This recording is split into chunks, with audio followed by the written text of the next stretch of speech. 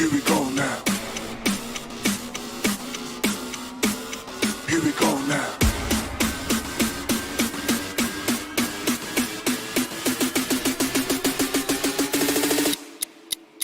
Here we go now.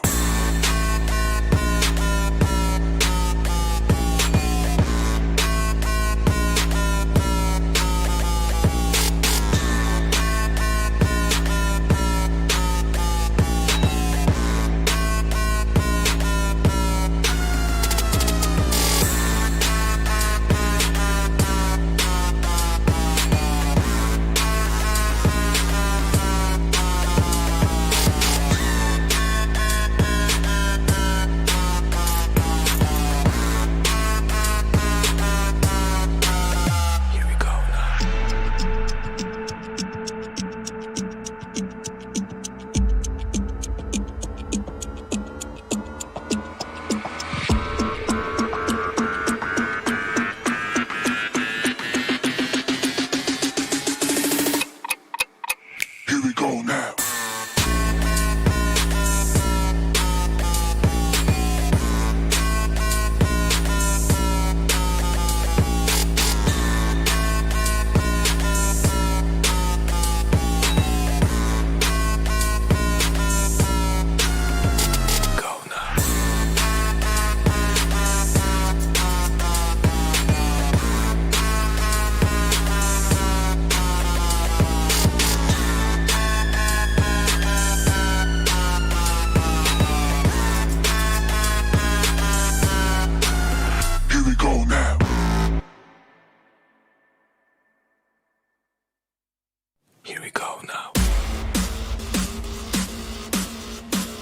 Here we go now.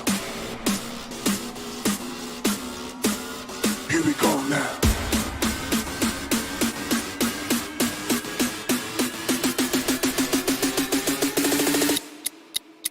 Here we go now.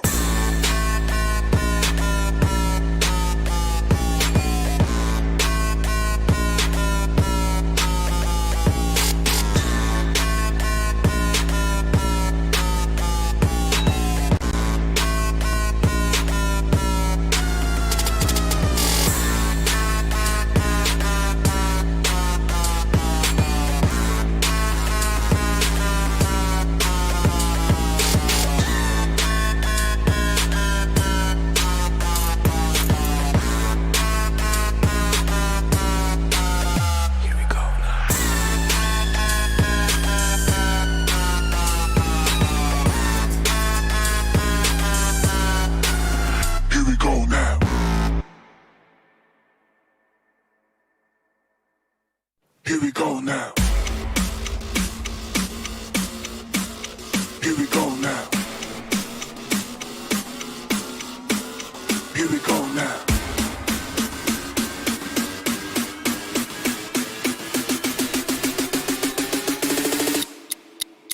Here we go now.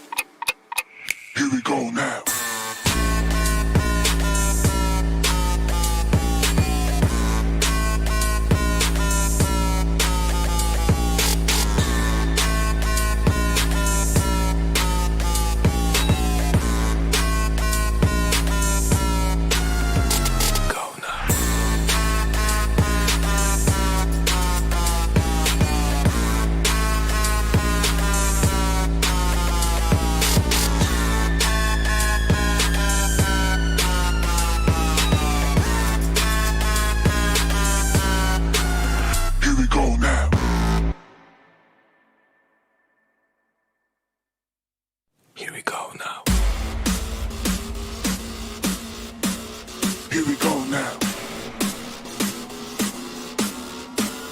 Here we go now.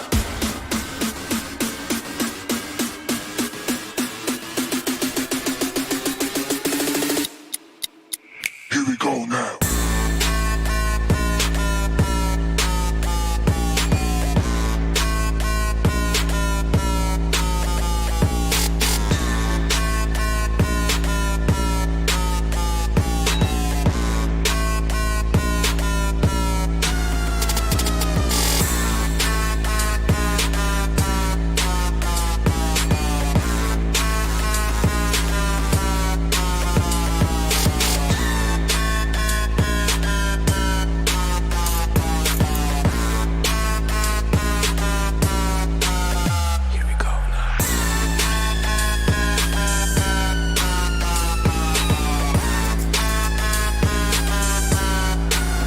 Here we go now.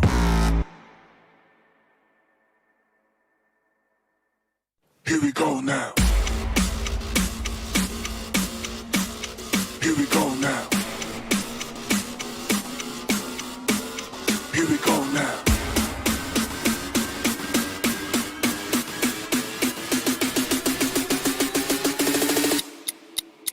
Here we go now.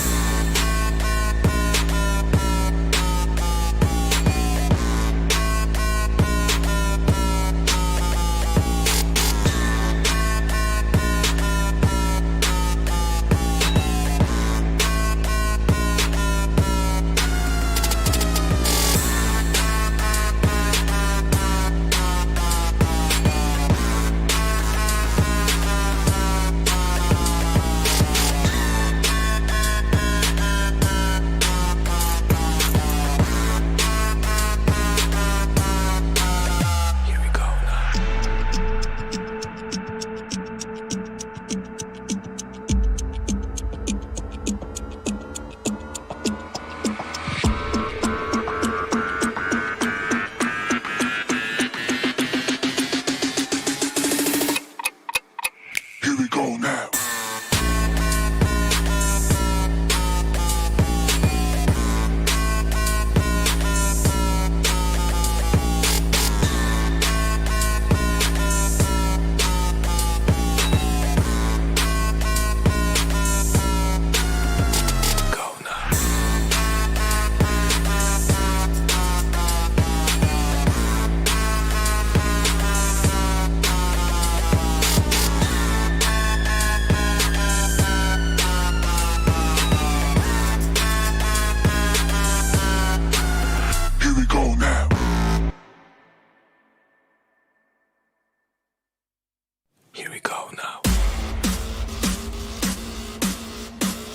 Here we go now.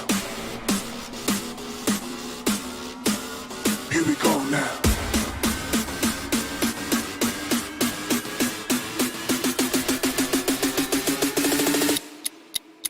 Here we go now.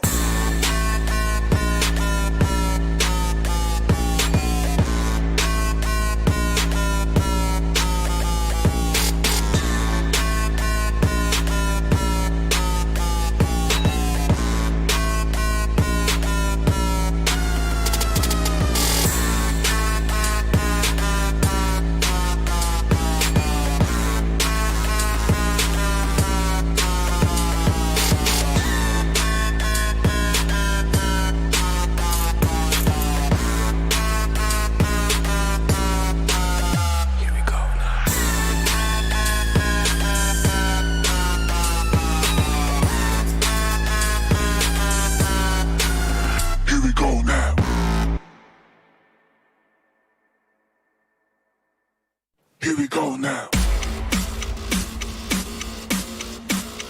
Here we go now. Here we go now.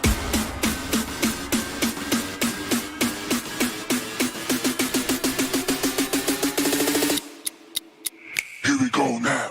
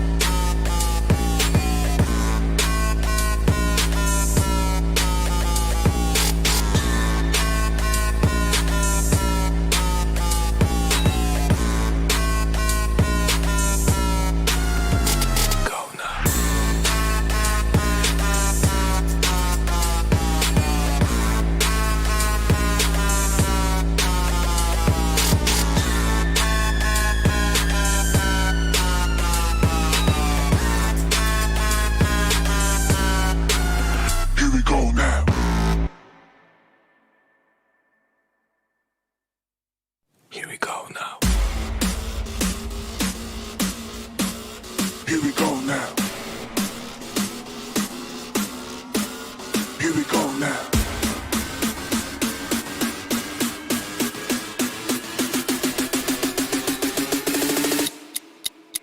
Here we go now.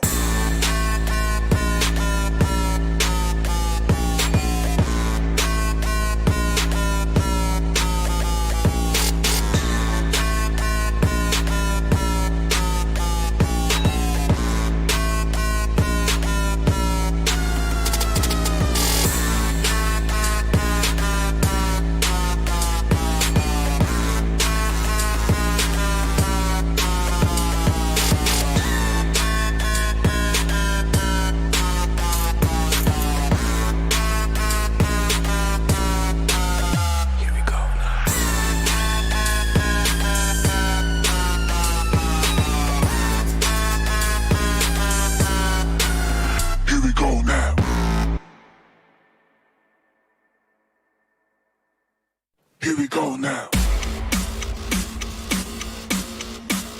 Here we go now.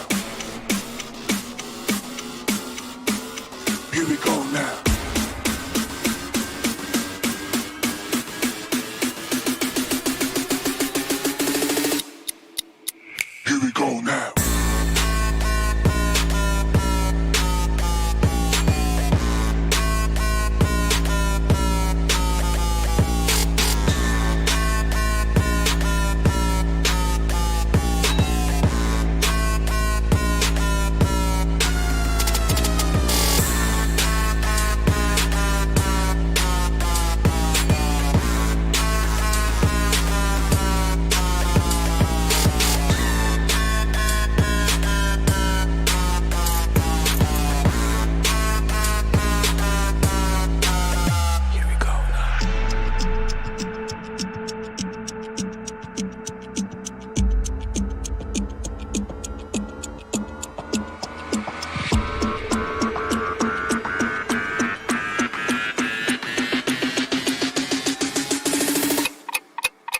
Here we go now.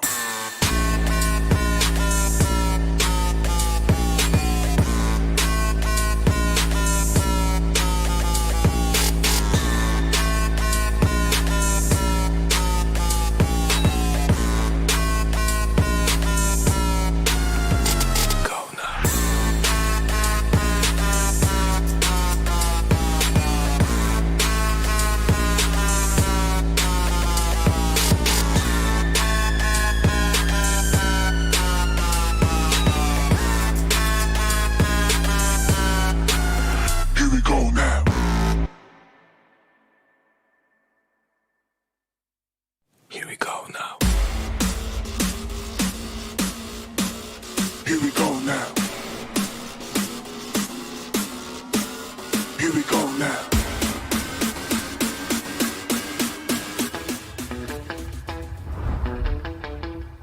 Are you keeping it real? I'm calling shotgun, wanna see my baby run. What's the word on the sea? Kicking up the dust, if you know what I mean. We got a good thing going. We got a good thing going on. Make it clap.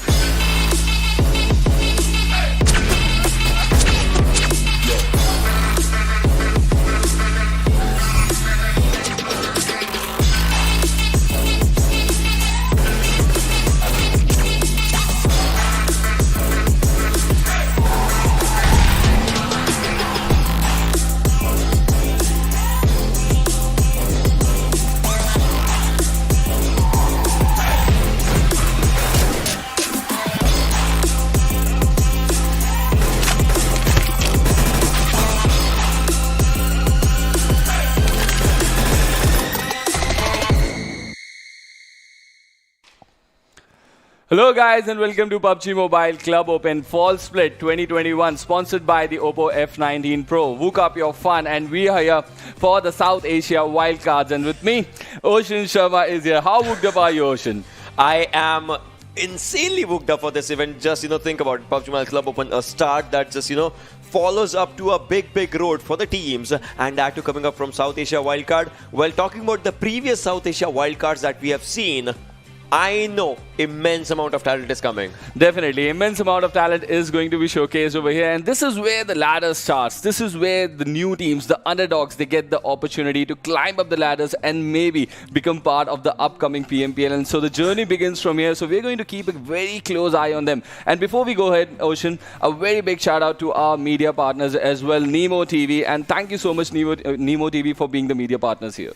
Yeah, exactly. And let's just have a look at the tournament explanation to see the formats and all those things as for what is going on for today. As we look at the semi-finals that we are at, 32 teams, 4 groups. Today is the day 1, the starters for Group A and B. Then we follow up on day 2 for C and D, and so on. And final, like top 16 teams from all these matches that will be played by each group for 12 matches.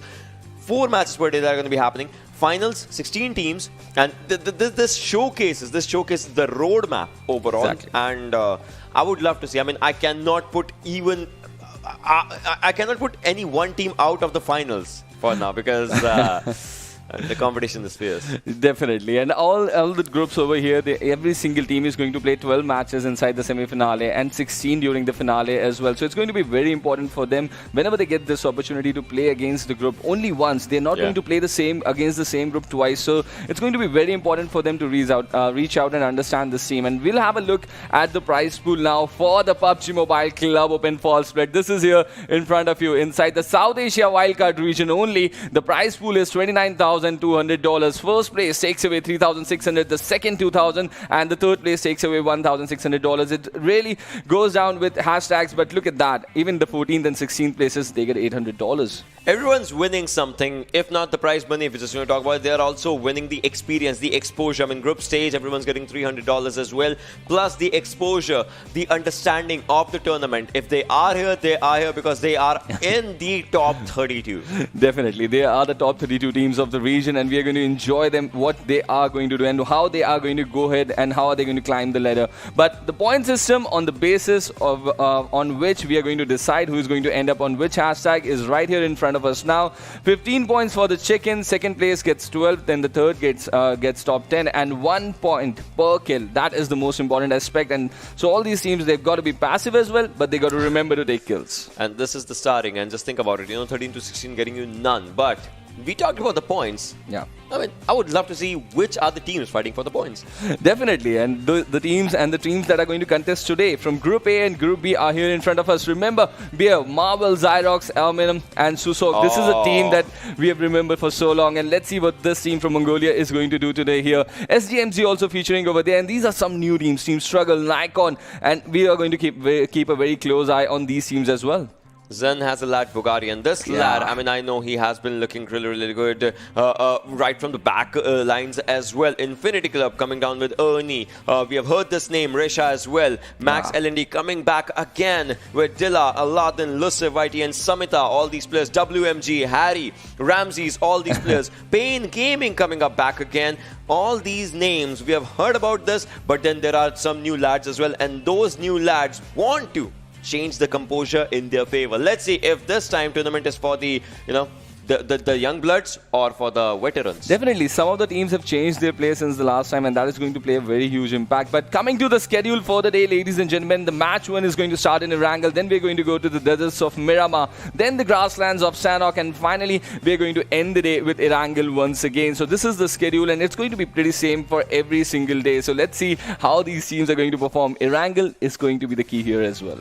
Erangel definitely is going to be the key map, because you start at Erangel, you end at Erangel. You're having your matches overall in Erangel. Lekin, I just went forward with Hindi, but it just came into my mind because I just wanted to shout out my inner self, and that is, just think about it. Every team just giving up their best. Yes. They are here, but just think about it in one way, and that is the journey from here. It's going to be really tough. And you cannot rule out just one team. Definitely. Because, again, you might just be looking at this tournament at one way, and that is every team wants to showcase their talent. But for me, it's going to be one thing, and that is the veterans versus young bloods. And those veterans and young bloods, when they're going to be combining themselves, iron noises. It's going to be explosive. Definitely. And that is what we are here for, right? Let's see how these underdog teams that are featuring for the first time during the PMCO leg, how are they going to deal with the situation? Because it's going to be pressure. And the veterans, they know how to deal with the pressure. And the young bloods, they know how to go ahead and just let's see if they're going to... They have a curveball of... you call it surprises. Exactly, and they know what the veterans can do. Teams like Mark Penn and Bear, they've already showcased what they can do. So all the underdogs, have you done your homework or not? That is going to be the question. And this is an opportunity for every single team out there. All those teams who have qualified as well. So let's see what they're going to do. And it's going to be their first time at the PMCO leg. It is going to be their first time at the PMCO, but not exactly the first time because they have been qualifying so far. Yeah. So they know what's at stake. Definitely. But talking about the stakes, now the stakes become bigger and they keep on increasing exponentially. Now you are in top 32, then top 16, and then obviously you'll have to be one team. Like things like that, obviously they're going to be revealed really soon as for what happens moving forward. But all in all, giving up the idea of where the fight goes. Exactly. For some teams, it might just be personal. There are a lot of teams, there are a lot of names that did not qualify in the last wildcard, South Asia wildcards, with just 1 point, 2 points, all those things. So today it starts again. Yeah, the journey starts all over again for all these teams. And Ocean, you speak a lot about good fights and bad fights. So for all these underdogs, it's going to be very important that they do not find themselves on the receiving end of some bad fights on the initial days of the tournament, like on day number 1 and day number 2, when they're going to play the early matches. It's important for them to stick to their strategies and not fall into that sort of a plot where they are on the receiving end, because it's going to be added pressure for them. Every region, if you talk about starting for PMCOs, every region has its speciality. Exactly. Obviously, we see that with every new season coming in. If we talk about regions that are the other regions as well. Suppose if we're talking about a region like Pakistan region, suppose we're talking about Nepal region, all those regions for their own PMCOs. One region is known for their aggression, the other region is known for their rotations, the other region is known for the way they handle gunfights. Exactly. But this region specifically is known for the open area skirmishes. If final circle is in the open, and if you feel like there are like 2-3 teams remaining, 4-5 teams remaining, and all those things, they play tactically in a really brilliant way. And coming down with that tactical thing, I mean, you and me, we were talking about it, right? There's a team like Mark Penn. Yes. Last time when they were playing Momo, I still remember that lad. It was a 1v2v1 situation. The lad just had an Uzi, went down to a 1v1v1 situation, went down to top 2. The lad was so close. I mean, Mark Penn, the team, I would love to see what that team does, but obviously Team Bear as well. Team Bear, I've been looking at this team. I've been casting this team from when they started off their journey from Wildcards, now coming down to South Asia. Wildcard, obviously, lads like Marvel. I still remember the first time I saw that lad, M249 had 100 bullets. The lad clutched out a 1v7 or something, like 1v6 or 1v7 with those 100 bullets. So this is the story you were telling, yes. So this lad just knows, how to just get the game in his own favor. So I remember these lads coming down from that journey. They know their gameplay. They know what they have, gone down into the evolution for themselves. So we're in for a treat. Trust me, we're in for a treat. Definitely, we're in for a treat, and this is the start for all these teams. And some new teams are also going to come inside with the veterans out there. So it's going to be very important how they're going to deal with the situation. The mixture is going to be very explosive, and it's just the start. So let's see how they're going to read the situation. It's also going to be about testing the waters, right? And the veterans, they know what they can do, but yes, they got to understand: are they going to go in for the same drops that they were using last season, or are they going to change? That is something we're going to keep an eye on this opening day as well. But where are the underdogs going to drop in? Because it is for the first time that this lobby is being created for these 16 teams. They don't know where the other teams are going to drop as well. Drop collisions might be a possibility. In that, I would say first Erangel and last Erangel are going to be really different. They'll be played delicately against. If you just look at obviously we will be looking at the way the fights will be happening in the first Erangel and the last Erangel, so the delicacy will increase overall. But talking about Miramar and Sanhok, today's Miramar and Sanhok's, if something goes wrong, players will have to wait for another day's Miramar and Sanhok. So all those things. And on that day, they're going to be playing a different group. So you don't know. So all those factors are going to come into the equation. So we might find players just moving away from the big cities. But is that going to happen inside Erangel or not? We're going to find out, because we are just taking the flight path inside the PUBG Mobile Club Open Fall Split 2021 South Asia Wildcards here. And the first plane path is here right in front of us. Starting from the sidelines of Stalbert, 2 military base, we see the flight path just going down. Shelter, Milta, Farm are going to be good areas. Yasnaya, Poliana as well. If team wants to drop down to Lipovka, Rozhok School, they can. Pochinki still into the bounds. But hey, I mean, Georgopol, whose money is at Georgopol and how are they going to be, looking at Georgopol area for themselves, talking about this. And then let's, look at Primorsk, Query, those areas as well. So all in all, this is going to be a really, really important thing as well to drop down if someone wants to go down to Query or maybe Primorsk to have a safer start for themselves. But Definitely. so far, look at this, 5 power going down to Kamishki. Wow, 5 power going down to Kamishki. But I'm really surprised to see 3 of the teams joining in with just 3 players. Art of Network also just with 3 players out there. Savage eSports are also here just with 3 players and 5P. So just hoping that with time they're going to increase their number of the attendance over there. That's going to be one factor. But it's a very important thing that you talked about. Going towards Georgopol, going towards Gatka and going towards the Primorsk region. Because all these teams, they want to stay away from early action. And it's going to be very important and very crucial if they're going to find that or not. So let's see. There are some teams just moving towards the Pochinki region as well, but 3 teams already inside the Milta. So look at this circle, just as I was saying, right? A Primorsk, if a team wants to go to Primorsk or Feripir, those areas, I don't know how you're gonna just play around it because that's where the zone is. Currently, the circle will be shifting towards the Feripir areas for sure. So the teams will have to look forward to that. Pain currently just going down to the sidelines of military base, but they're not alone. They have Team Classic right next to them. Might just be an early fight, might just be a mistake. We'll have to see how that happens. But Pochinki sounds like that's just for one team. Yeah, it's completely clear for just one team over here. That is Struggle Clan over there inside Pochinki. But Team Classic, they've qualified for the first time here. They're playing the PMCO leg for the first time, and now they're finding one team just dropping very close to their drop location. So it's going to be very important how they're going to deal with the situation. But on the same time, both Team Pain and Team Classic have this opportunity to rotate towards that Primorsk area at this point because the kind of timing of their jump from the plane over there, they clearly are in an advantageous situation right now. If they want to cross the bridge, it's going to be a perfect timing for them. But considering, coming to that fact, where do you think, Ocean, the final circle might land? On the main island or towards the military island itself? Because a big chunk of the main island is still inside this first zone.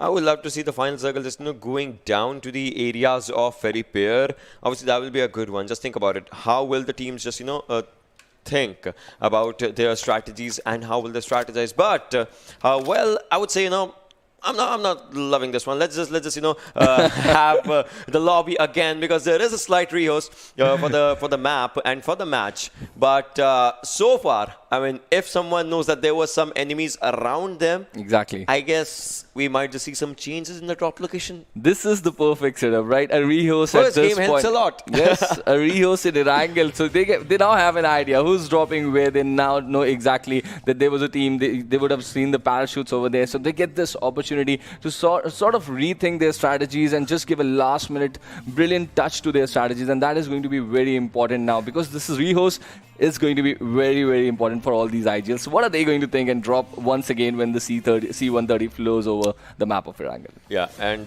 definitely, just like you said, and we were looking forward to a circle around Feripir. Yes. I would love to see those kind of circles again, just because of one thing, and that is if a team, gets down to the areas of the shorelines, they don't have to worry about the backsides for the fight. Exactly. Obviously, all they have to do is just focus around the fights onto their front end. But they are in the open because there's a complete shore. They are in the open. The only covers they can have is maybe those vehicles and a few smokes. But hey, vehicles might save you once they're blasted down. But smokes, well, you're getting shot at from the smokes as well. First things. Second thing is, if the circle at the last moment just pushes you to the house, 2 house or something, then you have to just rush in. You might just be comfortable for like 3, 4, 5 circles, but 6 circles, 7 circles, it might just be the one that just takes away the game from you. Those 15 points become 12. You don't get those extra kill points, and all your happiness, all your hard work to just take down to defend the area around the shorelines goes away. So I would love to see if we see a circle around shorelines Maybe. It's a very important point that you make because right from the military base till the Primos city, there are a lot of clustered houses, a concrete Yeah. cover that is present on the shoreline. And if it comes into the equation, it becomes very important because on the other side of the road, there is a higher ridge that controls the entire landscape. Definitely, so yeah. it becomes very crucial where the circles is going to shift because we have seen in the past, right? We have casted so many matches. You've casted so many matches. You know when the teams, they got to go up the hill over there, it becomes a very difficult situation for them. And people sitting on top, on the ridges, they just pin them down, do not allow them to go.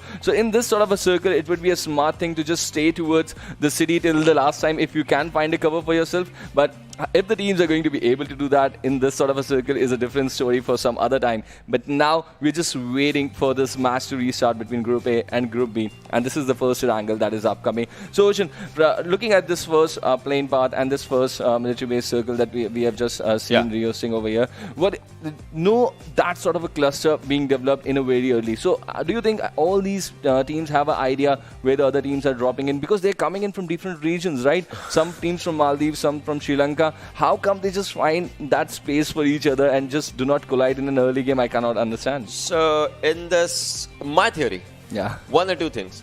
They have seen the previous South Asia wildcard matches, so they know about a few teams, a few drops maybe. Yes. And if the drop collides, they're not exactly going at that drop because you saw a few teams still around a few cities and all those things were happening. Just like, we were saying that a few teams were dropping down to the areas of Yasna and we saw those things happening. So they're not exactly finding the same spot, but they're finding a comfortable spot right next to it, right adjacent to it. And that definitely is going to, help out. So this is how I'm believing things were going. But very important. Just like you said, there were two teams falling in just very close to military base, but not exactly inside military base. But they're not committing themselves, but they're just making sure they drop around the vicinities of those big cities and maybe get hold. But on the other hand, Team Struggle Clan, they went to Pochinki just like they used to. So it's a good sign for those teams. Those veteran teams are getting a good start over here. But these new teams, they really got to understand how they're going to deal with this because now they have an idea. This extra time for all these IGLs, it's going to be a very crucial thing, how they're going to modify their game plans, and let's see how they're going to come back with that. I mean, that overall is important, right? How you modifying your game plans and how you just, playing around it. But again, the modification, if you have a bad fight, you don't have time to modify it at that moment. Even if it's your first game, that is Erangel, i.e. Erangel, if something wrong happens, you'll have to wait till the next next game to come down, and your modification of Erangel will be showcased in the last game, just as the conversation we were, hoping for. But so today is Group A and B. Tomorrow is Group C and D. Then obviously we see Group A and D fighting against each other. So today, if Group A if a team from Group A makes a mistake, they have day after tomorrow to just not replicate it, and they'll have to look at all the matches of tomorrow as well to see what Group D does. And then Group D might also be making their mistakes. Then Group D and Group A, both of them just trying to rectify their mistakes, might as well make more mistakes. I overthink a lot, and that's No, that's actually how IGL has to think, to be really honest, because today it's not only important for the IGLs of Group A and Group B, even the IGLs of Group C and Group D, they have got a task to do, right? So they are going to watch the Rios, even they are going to watch the next match where the teams are going to drop in, and they're going to have a fair idea if their drop is being contested or not. So a very important first game that is just about to come up over here, and it's completely okay to overthink because 16 teams, 64 players, they have got all their perspectives to play, they've got all their roles to play, and that is the beauty of a battle royale game. And I'm just so excited for this PMCO Fall Split to start over here because as we know, all these teams, they've prepared so well, they've grinded so well, and then only they get this opportunity to be a part of the PMCO, right? Yeah, you're talking about 16 teams, right? But it has been a dream of thousands of players that have just, that did register for PMCO, because nowadays, if you talk about PMCO, obviously people are looking at PMCO as a milestone, but for them, there are bigger milestones to climb after this. Obviously, PMCOs, PMPLs, tournaments like PMGC and all those things. We always see a new team coming up, shining. That's how we saw the likes of Astro Academy. That's how we have seen the likes of Zeus. I mean, if we have to talk about me and Johnny, we used to cast their games. It was a curveball that Zeus has just showcased. Amazing team. Yeah, and talking about all the tournaments that have happened. So there have been so many things moving up forward. Definitely. We'll be moving forward with the remaining games for the day, and just to that on the other side of this very short break.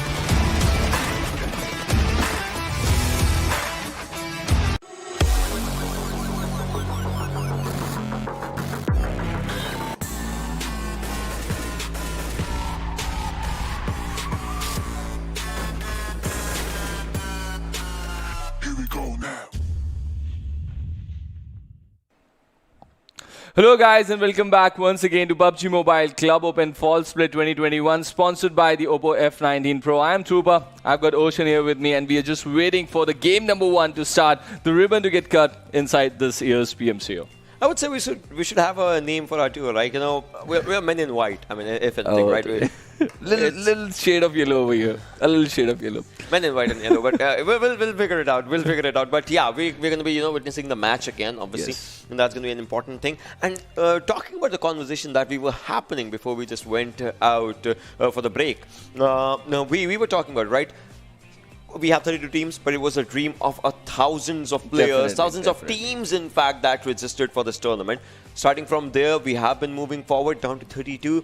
It's not just 32 teams, right? It's even if it's like a 4-man squad, a 5-man roster, anything that there is, it's still dream of every individual that their team does best. So right now, this is a dream of 128, Wow. which will be taken down to 64, obviously for the finals. And after that, it's just 4 maybe that are going to be, will be enjoying it for themselves. Yes, definitely. So all in all, the journey as it has been moving up forward, you're evolving, you're learning, but the road keeps getting tougher. And Exactly. it's not just, it's bad. You're enjoying it. Exactly, definitely. And with every outing, you're going to learn some experience and you're going to add it in your experience bag, and only then it's going to help you. Now, once again, we are heading into, and it's a completely different flight path over here from Novoripnoi to the Georgiopol containers, diagonally crossing the map. So the areas which were accessible earlier, cities like Severny, are now out of reach, and teams would sort of be able to glide towards Ferrypier and Primorsk as well. And it's a decent plane path, I feel, because even Lipovka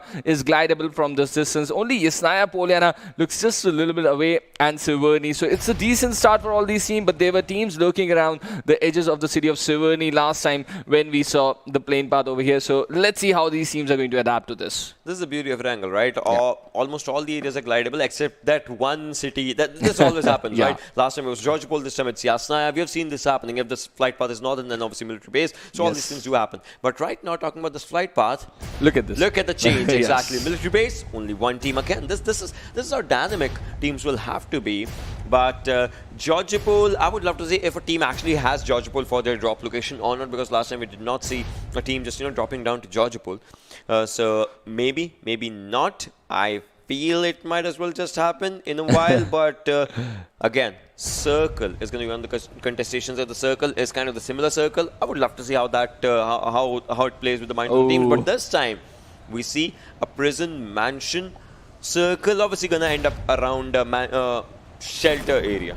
Wow. So we've already got the prediction here from the crystal ball holder himself, and it's we're going to keep an eye towards shelter. But look at this. Some teams are finding themselves inside the clusters. Team Pain Gaming once again finding themselves in a cluster, but this time with a completely different team. So they got to deal with this situation. It's a very good split situation for the lads out there with the Team Pain Gaming, and let's see how they're going to deal with it. But on the other side, there's a cluster happening just towards the water city as well. Team LNDX, Max LNDX it is. Let's see, they have also got VG very close to them. So they're going to keep a very close eye. And look at this encounter. Already, we have got some action in this. Jimmy, he really needs to get away. And Apex is just trying to find him out. And he's just trying to... Oh, wow. Eventually goes down. He should not have just looked at the vehicle over there. He could have just stayed very close to the tree. And that's a mistake. And that is what he's going to suffer. So the my first God. knock, the first finish is here. First blood goes to Apes Mado. But you're telling me the first knock of the entire tournament comes from a buggy and the first finish of the entire tournament comes from a ran over? Wow. This is how the tournament starts, wow. Perfect start.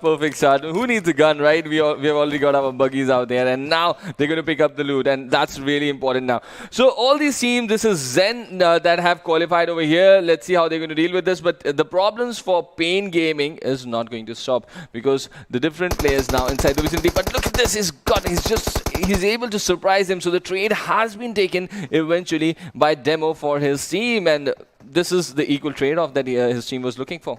Definitely is an equal trade, but this time he's gonna move forward and obviously gonna punch the player as well. You would not want to maybe just use your bullets. No, he is not. All right, I thought maybe he's just gonna go for it, because players do that usually. Just not gonna go for it. But yeah, he's getting a good thing, and that is the loot of the entire houses that Flux actually had for himself. Now moving on to the backlines again, is going to reload an Uzi that he found it from that crate. Bear Arimun. Well, this is the team I would love to see. Xerox, Marvel, Arimun, Susok. We have seen this team back and back again. Just coming down to the tournaments, just, showcasing amazing feats of gameplay. And hey, Marvel, this lad's outfit has not changed. It's still the same outfit. Yes, people do like to stay to their outfit, right, for a very long time. We have seen that in different regions as well, but this is the same happening. But look at this. Now, Bugatti has been pulled off as well. So instead of one, they've now got 2 players down from the team of Zen over there, and the revive is being executed. So let's see how they're going to deal with this. Miracle with Opti just about in this quarry region, and just finding for that opportunity over there with a 3x on M4. Let's see if he's going to make that impact. Nice. He's got shots on Mado available. He's going to take those pin shots, but it looked like a completely different tap shots over there. Yeah, I mean, the spray, he did try to go for the spray, but that did not happen in his favor. But right now, Bugatti, well, I mean, can I say that Bugatti was took down on a halt, but with a few tweaks here and there, Bugatti is back on the feet again. I mean, if that just comes down to it, because that's a brilliant vehicle. But now, talking about this, Field No 1, this is going to be a team that I would love to see, how they just replicate their amazing gameplays that they have been doing so far, talking about their qualifications, and now the players are just there, firepower. Yeah. And this is also a brilliant name. Last time, they were trying to, go around to a different drop location. This time they have changed it. They are moving down to the sides of Lipovka. Obviously have the zone for themselves, but for how long? All right, finding up 556 there. Mondo taking up the extended mag, I guess. Yes, reloading it to 40. His AK. Nursed. He is a brilliant player as well. I've seen like Mondo, Spider, Nurse, like these players. I remember Nurse. He was just doing pretty good. He was showcasing pretty good gameplay last time in the wildcard region overall. Definitely. Everyone's just trying to just move slowly and steadily. But interesting thing, Ocean, that we were talking even after the last flight path as well. No early collisions. Still 16 teams alive over here, 57 players, and just that little bit of a encounter between Pain Gaming and the team over there. So I think the teams have a pretty good idea already out of network as well. They've just got 3 players over here, just like Team 5 Power. So all these teams. They really, it's difficult for me to understand. Art of teamwork, they've just got 3 players. 5 Power got 3 players as well. So I can't understand. This is the PMC, right? This is the gateway, just like you said, to PMPLs, to the GCs. And if you're just appearing here as a 3-man squad on the opening day, just clearly, I got a question there. Chances over here. Yeah, I mean, we will talk about that for sure in a while. But right now, Mozart just was trying to take down the players. But looks like his talent was not up to the mark at this moment. I mean, Mozart's talent, we know what Mozart is capable of. So now again, maybe he will try, but as of now, struggle. The players have just been moving back slowly and steadily. And this lad, he's all alone in the sewer areas, the cut trenches. He's all alone here. WMG, well, Ramses moving forward for his teammate, and Harry as well. Everyone's just trying to get to that comfort zone so that they can get inside the circle. I mean, they're not away from the zone. They're just 10 meters, 20 meters away from the zone. So they just need to get in and get a good space inside the circle, because that's important.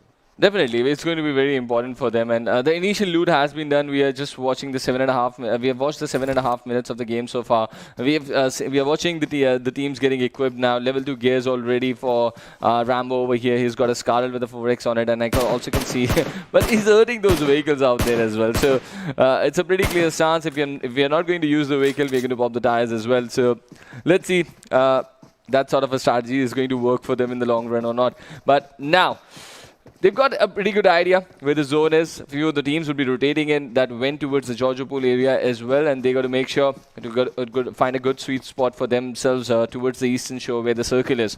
But Yasnaya inside the circle, Lipovka shelter inside the circle as well, which you were predicting. But the team's still not just committing themselves towards those big spots of the map right now. They're just still lurking around and controlling the high ground in the areas, trying to get as much information as they can, just like WMG. We saw them a little while earlier. And the same is this thing for a team, art of teamwork as well. Exactly, it's just the same thing, that has been just going up forward right now. Ramses, again, they it looks like they're not taking the bridge or maybe an unusual route, but I don't know how that's gonna help them. I mean, players are together, but look at this Rambo. Trying to take down the player, that is a brilliant knock coming down as the damage will be felt by damage. And Rambo's gonna take down damage and will finish damage. That's a lot of damage. And he'll get some damage in his tally as well, right?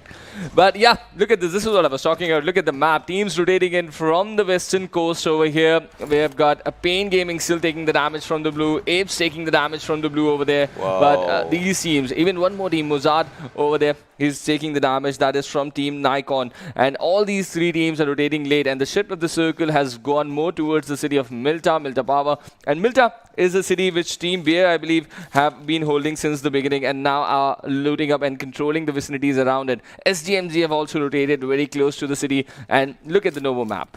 Yeah, exactly. If we just talk about it, the circle, the shift is just happening towards the side of Milta Par, and just as we were saying, the areas from Shelter to Woodcutter's Farm, it's going to be good because first of all, we're going to be seeing an open area, an open zone. And talking about the open zones, I would love to see how the teams just plan around the open circles, because you could see the cluster already forming up. First circle was quite quiet, but second zone is where you could see, every team just trying to fight. It's pretty close. It's going to get really clustered out there, yes. And that was Team Zen over there from the qualifiers that they've qualified for the first time. But now, the first airdrop is here. An MK14 with a tactical stock and level 3 gears. Let's talk about this gun for a little while.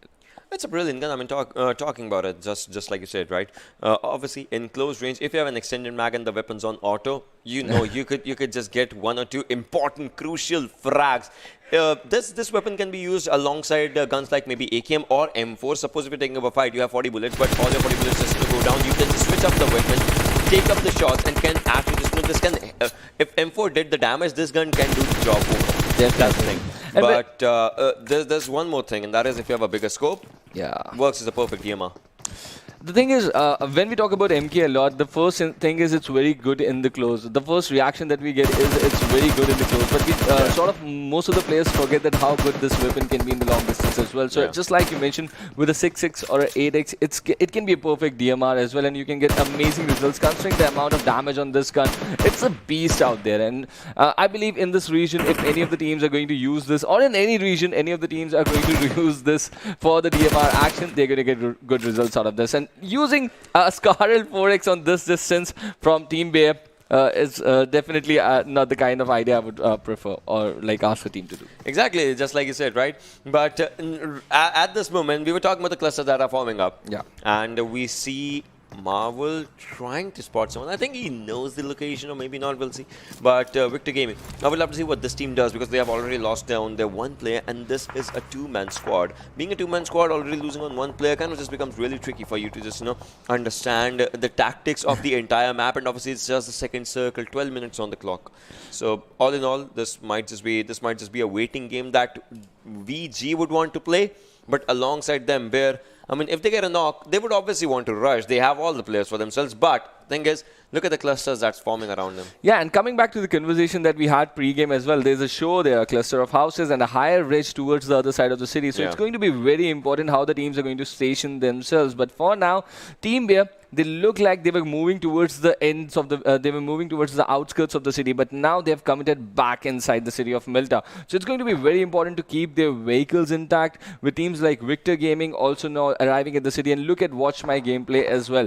Now, they've also arrived towards the eastern edge of the city. So all these things are going to play a crucial role, that how these teams, are they going to stay? Is the zone going to allow them to stay inside the city, inside the final circles as well?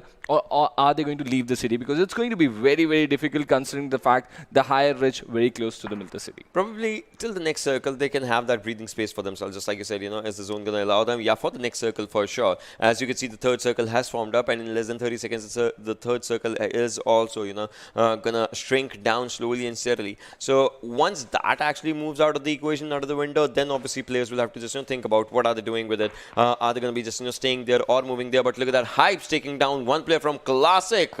Well, with a K9. Classic is going to fall short of one player, if not given revive in the perfect time, but looks like it is. They are giving revive to that player as well. Well, yes, definitely. And this is the high ground that we were talking about, right? And Classic in a split situation right now, and they've got one player down, but luckily the revive has been executed already. Now look at this map. Already the city is getting overpopulated, and this is going to be a very difficult situation for Team Bear. If the circle moves away from here, it's going to be really, really difficult for them to survive over here and even to rotate out of the city. But let's see how the things are going to shape up. But only 3 to 4 cities around the city of Milta right now. We saw a team crossing the Novo Bridge as well. I believe that was Watch My Gameplay, and they've just moved towards the eastern side of the city as well. But this is Victor Gaming. They came in just as a 3-man team, and now they have been reduced to a duo. It was Damage who's been pulled off. Both the players are also inside the city. They are trying to gather information through the scopes out there, but now the third circle is closing in, and more or less every single team have stationed themselves inside the play area right now. We've got the shelter prison area inside the zone. The farm split is also inside the zone right now, and look at the kind of cluster happening towards this western edge. Pain Gaming, NAIKON, SDMZ, all these teams forming this cluster. It's going to be a very interesting segment to keep our eyes on. It definitely is going to be a really interesting area, because you can see, Nikon first they decided to rotate from the southern side. Now they are moving again to the western side again, and maybe they're going to be moving down from the northern side. But from where? They can't go to the areas of struggle. They can't go to the areas even north, because at the shelters area, you could see, obviously there are other teams as well. So all in all, if we talk about it, Agent, that's what we're talking, right? The team is there. So all in all, they're going to be teams. Oh, look at that. Yeah, they're going down to struggles area. This might just be really tricky. And they've got the loot of Pochinki. I always love the team that drops inside Pochinki in any region, and this is team struggle over here. And Nikon, they've just ran inside them, ran towards them, and now this collision is going to be very drastic over there, I feel. And look at that, shots already being exchanged between the teams. And the reason they did not go towards from the south of the farm area, Ocean, I believe, is the presence of these houses. Oh, look at the zone. Wow. A very drastic shift. You don't see this usually, but yes, this is how the things are going to be. A lot of open spaces in that, but they are going to be big ridges to play with. And the Grenadier is already teams from Struggle Clan. Kenza gets the title, but yes, this is what we were talking about. The players from Nikon, they've been decimated over here. You can see one player surviving, that is Star. Meanwhile, Vadu Heck takes down Berlin. That means only one player, and that is Binary, is surviving from VG. But, well, we'll talk about that later as we see Nikon first getting eliminated. And now the fights have started. Binary, will he go to revive or not? As he will have to, but Binary looks like he's been spotted down. Koda moving on to the backlines again. He'll have to spot down Dexter as well onto his left-hand side. His helmet is totally decimated at this moment. Sog has spotted down one player as well. All right, moves on to the backlines again. Everyone now is trying to get good fights for themselves. But the thing is, this cluster of teams, wherever you, even if you just, if you look at one area, you see teams, you see your opponents all over.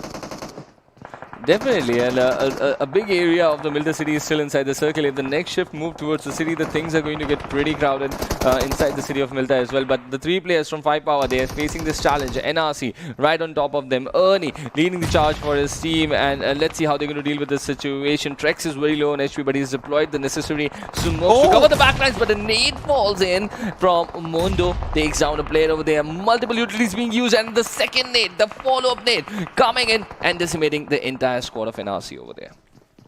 Wow, this time it was Nurs that just took down the players with his own nades. 5 Power has brilliant firepower and throwable capabilities as well. Just think about it. They used nades to took down the entire squad without even just using lots of weaponaries just at that moment. Well, talking about struggle, they have 3 kills in their favor. Sairi moving again slowly and steadily. Nurse takes down one more. Ramses with an M24. Well, things really getting crowded inside the city of Milta right now. Look at the number of players in the backdrop as well. We've got SDMG, Victor Gaming, Savage Clan, Struggle Clan, everyone sort of just being a part of the situation right now towards the western side of the city of Milta. And it's going to be a big cluster. Look at the map right now, and it's going to be very difficult to deal with the concrete cover over there. And in between that, M24 shot from 5P. Nurse that lands on a player over there. Even the DP is being utilized quite well over here. But look at this, on the open ridges, we've got Art of Teamwork controlling the ridges, the players from Max LND also just controlling themselves, and this is looking really good for the lads over here. Samita with the teammate over there, and oh, but look at that! Yuzi being used over there by Doggy and just eliminating the entire squad over there. Wow. Just think about it, right? They thought they had the perfect revival strat at that moment, that they were reviving their teammate. They thought that they don't need any cover because from the backlines no one's going to come down. But then Doggy crawls pretty close to them, takes him down with an Uzi, and then just, runs away as if nothing has happened. 2 kills for them. That is the end for Max LND. It was a team to watch out for me, but they have not been really good here because inside the last year's PMCO as well, they landed on the 9th spot. It's not a good start for them in the first game against Group B. Let's see how they're going to come back. And in the next Erangel itself, we've got some Miramar and Sanhok action as well, but it's not been a good Erangel start for this team. Now we're down to 12 teams inside this Milta area. The circle has clearly shifted away, 260 meters away from where struggle is right now. So a lot of area inside Milta. The cluster that we were talking about is now outside the zone. These teams are going to find that problem. They got to leave their concrete cover, go out in the open, move towards the zone, and that's going to be difficult. And that is why you see this urgency in between SDMZ and Victor Gaming. Both the players holding the squad house and the warehouse under the position of SDMZ right now. If Berlin gets knocked down right now, obviously there's not going to be any chance of revival because there's going to be his third knockdown quarter. He was not previously, but this one break can take down 2 players, but well, it does take down 1 as Jali did a lot of damage at that moment, and now it looks like Struggle is actually struggling with the 1 player just surviving by the back area, but VG Binary, he's at low HP as well. Will he be able to survive? But talk about this! Wow. Oh my god! They're having a drive-by over here.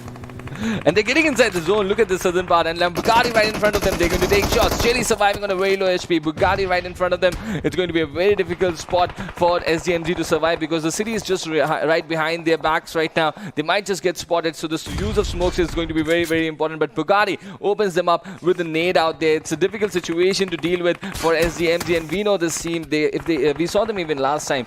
Jelly, if they have a good game, they have a really good one. But if it goes bad in seconds for them. So let's see how they're going to deal with this now.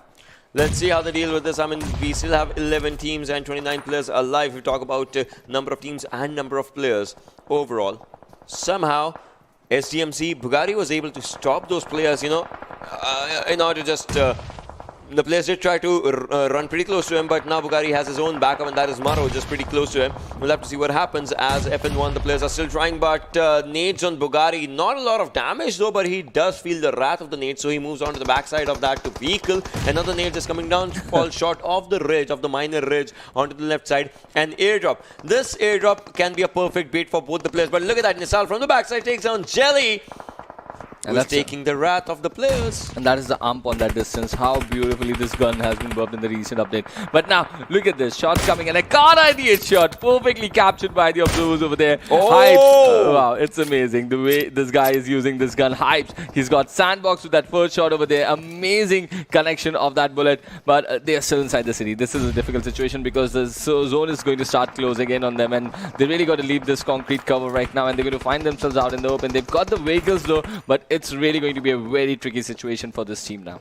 Hype's Scar 98 shots were incredible. They were on point. They were just, taking down even their opponents by surprise. If I have to talk about it, Jelly, he does get the revive, but look at this. His helmet, his vest, completely done. Those red markers indicate the damage that has been done onto him from the backlines when he was not concentrating onto the backfights. Obviously, he was just looking at Bugatti.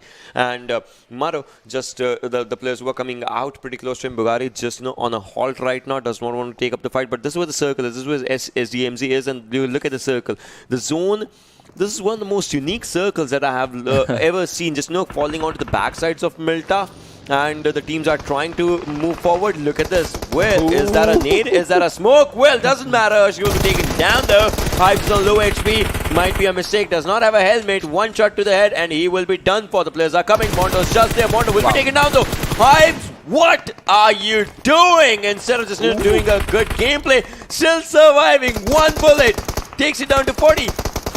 Heal, man! Heal! He's just surviving over there. It's a very difficult situation for him. But look at this now. 5P have been controlling that part of the city for a very long time. But even them, and look, Team B are eliminated on the 11th spot. Multiple eliminations happening in within seconds. Savage eSports are also eliminated as well. Look at where Demo is, and he has no idea. But can he pull down Horse? He does. He had his back towards him, and he turned and pulled him down over there. That's one more elimination, and Demo is he's on a spree already. 4 kills already for this lad.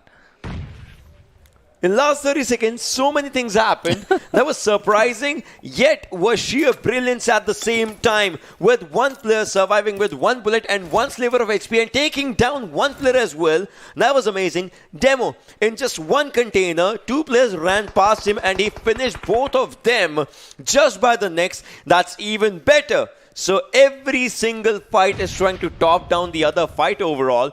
Right now, 14 players alive, 7 teams surviving. Out of teamwork, well, they need to go for the revive, and Rambo is getting revived. But look at Nurse, just trying to take down the house by Molotovs. Ooh, does the job, does the job.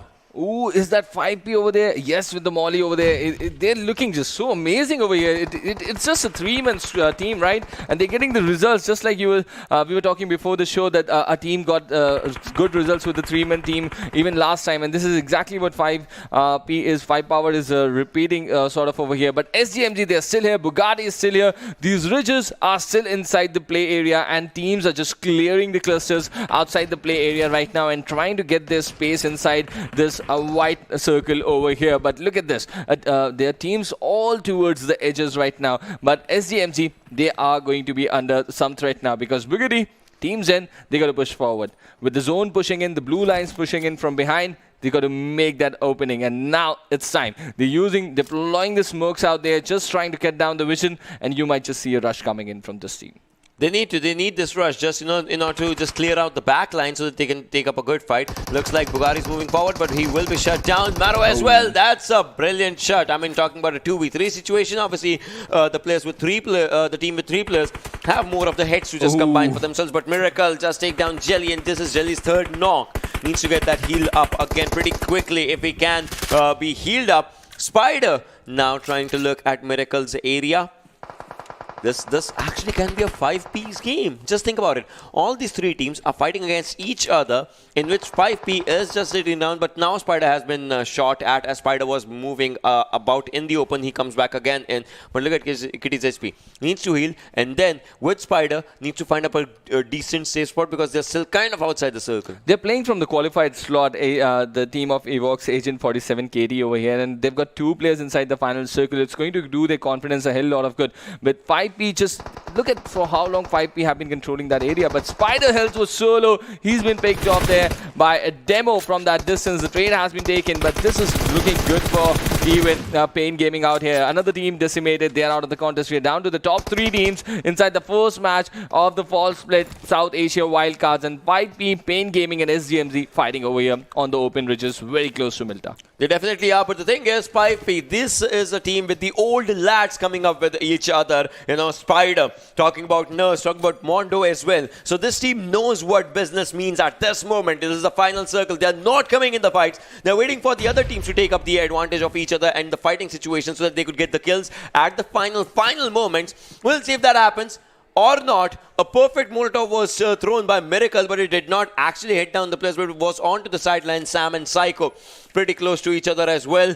They will have to move forward. SDMZ is another name that has been there. I mean, all these 3 teams, Spain, SDMZ and 5P, they know each other's business. They know each other's work in the final circles, and they would want to refine themselves against their opponents. And remember the first knock, it was on Jimmy, right? They lost a player so early. So considering the fact that they had early casualties in the game, the first elimination from the entire PMCO was against this team, and now they're fighting inside the final circle. So it's a team to watch out for. Demo with already 6 kills under his tally. He's looking really good. All these 3 teams are really looking good out here. And SDMG, let's see if they're going to make this a big game. Spider was looking down to the sides of SDMC previously, but now he moves with his own team. And obviously, you cannot bifurcate at this moment, you know, away from a teammate. Maybe they would want both want the same vision, but looks like the smokes kind of are helping them for now. But what if SDMC's players, you know, get up and they spot down 5P? That's going to be a mistake. That's going to be a challenge for the team as SDMZ Psycho. He gets up, just trying to take that cover of the wrist to get the information first and then maybe take up the fight. Spider moves up forward, Spider gets brought down, but well, Demo does get shot down as well, but not exactly, as Nurse is the last one surviving. He cannot go for the heals, cannot go for the revives. Miracle surviving, miraculously not anymore. Demo's on low HP, has 6 kills, but will it matter or will it not? Psycho confirms his kill. Oh, the stun! Oh, the stun! Demo's on low HP, not anymore. Demo gets taken down. It's a 1v2 situation, but the revive's coming up. Revive's coming up on the bush.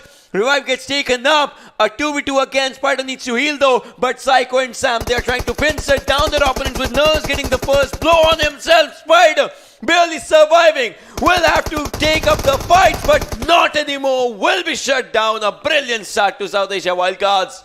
SDMZ, they have done it right there inside the final circle with the elimination of Pain Gaming. It was really SDMZ's game to be taking, and that is exactly what they have done. And this is the team that we were talking about, right? When they go big, they go so big, and this is a perfect start for them. 8 kill chicken dinner, 23 points to start their campaign. # 1 position. It's the perfect start for any team, and that's going to be SDMZ from the South Asia Wildcard region who are going to take away the first Erangel. And this, it did not come easy though, if you talk about it. Yeah. So many times Delhi was taken down, so many times the fights were not going in their favor. Still they managed to just, be calm and composed and took all those fights for themselves that were needed, that were necessary, and that they did with pure sheer brilliance. Gotta give them such a difficult time, right? Yeah, exactly. Yeah, and let's have a look at the MVP for this game now. And who's the MVP? Who's been the most valuable player from this game? It was 5P Nurse, and they were controlling a good part of the Milta City for a very long time, and he's been rewarded over there. 971 damage, survived for a total 27 minutes out there. 5 power, they're definitely a team to look out for, but I would be just waiting for the 4th player to step in from this team, and clearly he was not here today. 3 assists with 6 kills. Amazing numbers to command. The team is 5 power. They have 3 people. We want to see their 4th one coming in as well. So many numbers chunking down by Nurse as well, who has 1 in his name and 6 kills, 971 damage just coming down. Wow. He did good. Yeah, nice. exactly. That's a really good spot. 5 + 1 is 6, so they'll just keep a very close eye on him. And let us have a look at the other players as well, what they have done. The top players from this first game out here with Nerds, we are going to see Demo. Yes, he was an amazing player in this game, and what a performance coming in with 686 damage. He's got 6 kills. Even Arco was able to pull off 4 kills for his team, the Struggle Clan over there, and we saw them take down a team that was NAIKON, who were in that rotation. They were pulled down, and then they were controlling the city of Milta as well. But Psycho inside the final circle, what an amazing performance, and helping his team get those 15 important points with the 5 kills that he's got out here. Jin is there as well from WMG. Obviously, does have just 1 kill, but look at the damage that he has just dished out. 925 damage. And overall, top players, they are bifurcated by this formula, ladies and boys and girls, with 40% weightage to damage, 40% to survival time, and 20% to the kills. That's why his damage stats, they just mark one of the top damage stats, coming second to Nurse in the damage department. Yeah, that is really amazing numbers, and he's just played a very important role. And this is due to the fact that they were controlling the high ground just outside the Milta City, and they had a very huge landscape where the players were surviving, and they just really gave them a bad time over there. But now, coming down to the match summary for this first game over here, we've got Nurse once again featuring in multiple columns, but FN1 Horse got the longest distance kill for his team out there. But Nurse, look at that, he maximum assists, highest kills, he's just everywhere. And Spider coming down with most utilities, used that 16. I don't know why, I don't see the lad Hypes here with those sniper shots as he was taking. Obviously, those were some comparatively close range sniper shots, mid to close range. But really impressive. Had he had a chance to go for a longer range, I'm pretty sure he could have taken 1 player or 2. Definitely. And the Hypes was really good in the close range as well. He just took down the one lad from 5P over there as well. So he had his really good moments over there, but really could not convert them into big points towards the later stages, because we saw all these teams, they were committed so well towards the final circle, that cluster towards the final circle, not allowing space or even breathing space to any of the teams that were surviving. It was a very difficult, well-fought final circle that we just witnessed. And Pain Gaming, they're not here, but the kind of contribution they have done in this game, the areas that they have cleared out, they were the only team to clear out the cluster from the Milta City and come inside the final circle. It was a really good spot for them, but the flank angles clearly did not work for them inside the final circle. Yeah, they did not just work for themselves. But let's have a look at the match rankings as well moving up forward, because as for what we have been seeing, what the teams are doing, 8 kills, 15 placement points, 23 total points for SDMZ, 5 power coming down with 9 kills and 12 points, 21 total points. So again, if I have to talk about it, right, top 5 teams, let's talk about top 5 teams. They've had good kill numbers. Really, they've had good kill numbers, and a lot of teams have got a good start over here. Even considering the fact that Zen and even EvoX, Agent 47, KD, these are teams who have qualified over here, and it's a really good start for this team. I'm really happy to see these underdogs performing and just landing on the first page in their first appearance inside a PMCO game. So a really good start for a lot of teams out here. Let's see how they're going to carry this momentum forward into the remaining game, and the upcoming Miramar, the technical game, is going to be really, really important for these teams. They've got a good start now. How can you add on important points? That is going to be the question. That definitely is going to be the question, overall, if we just talk about it.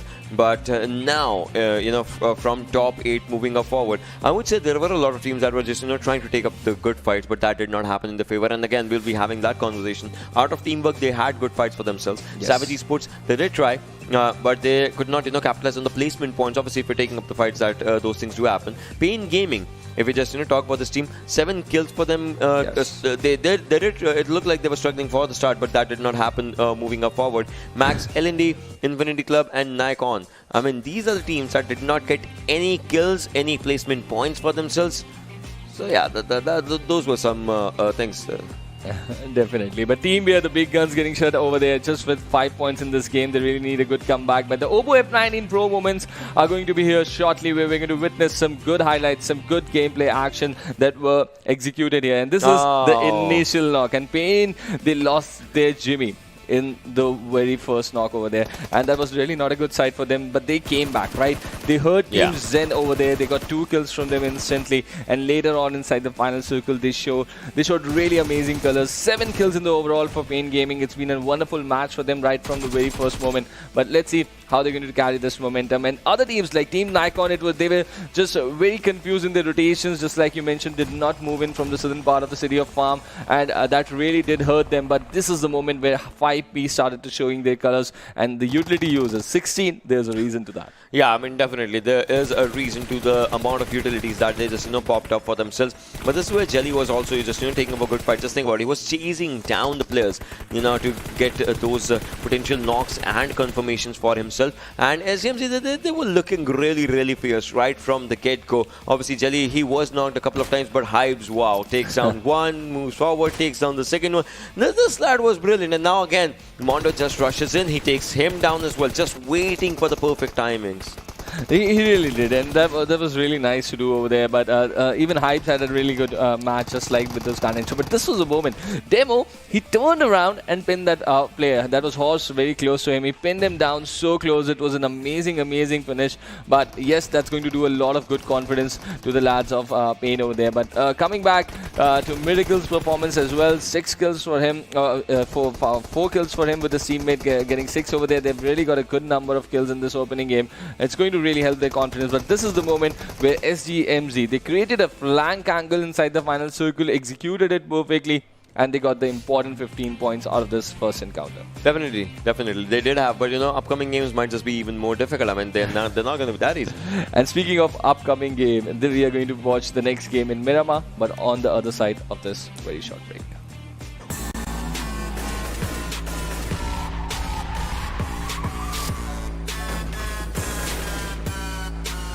Here we go now.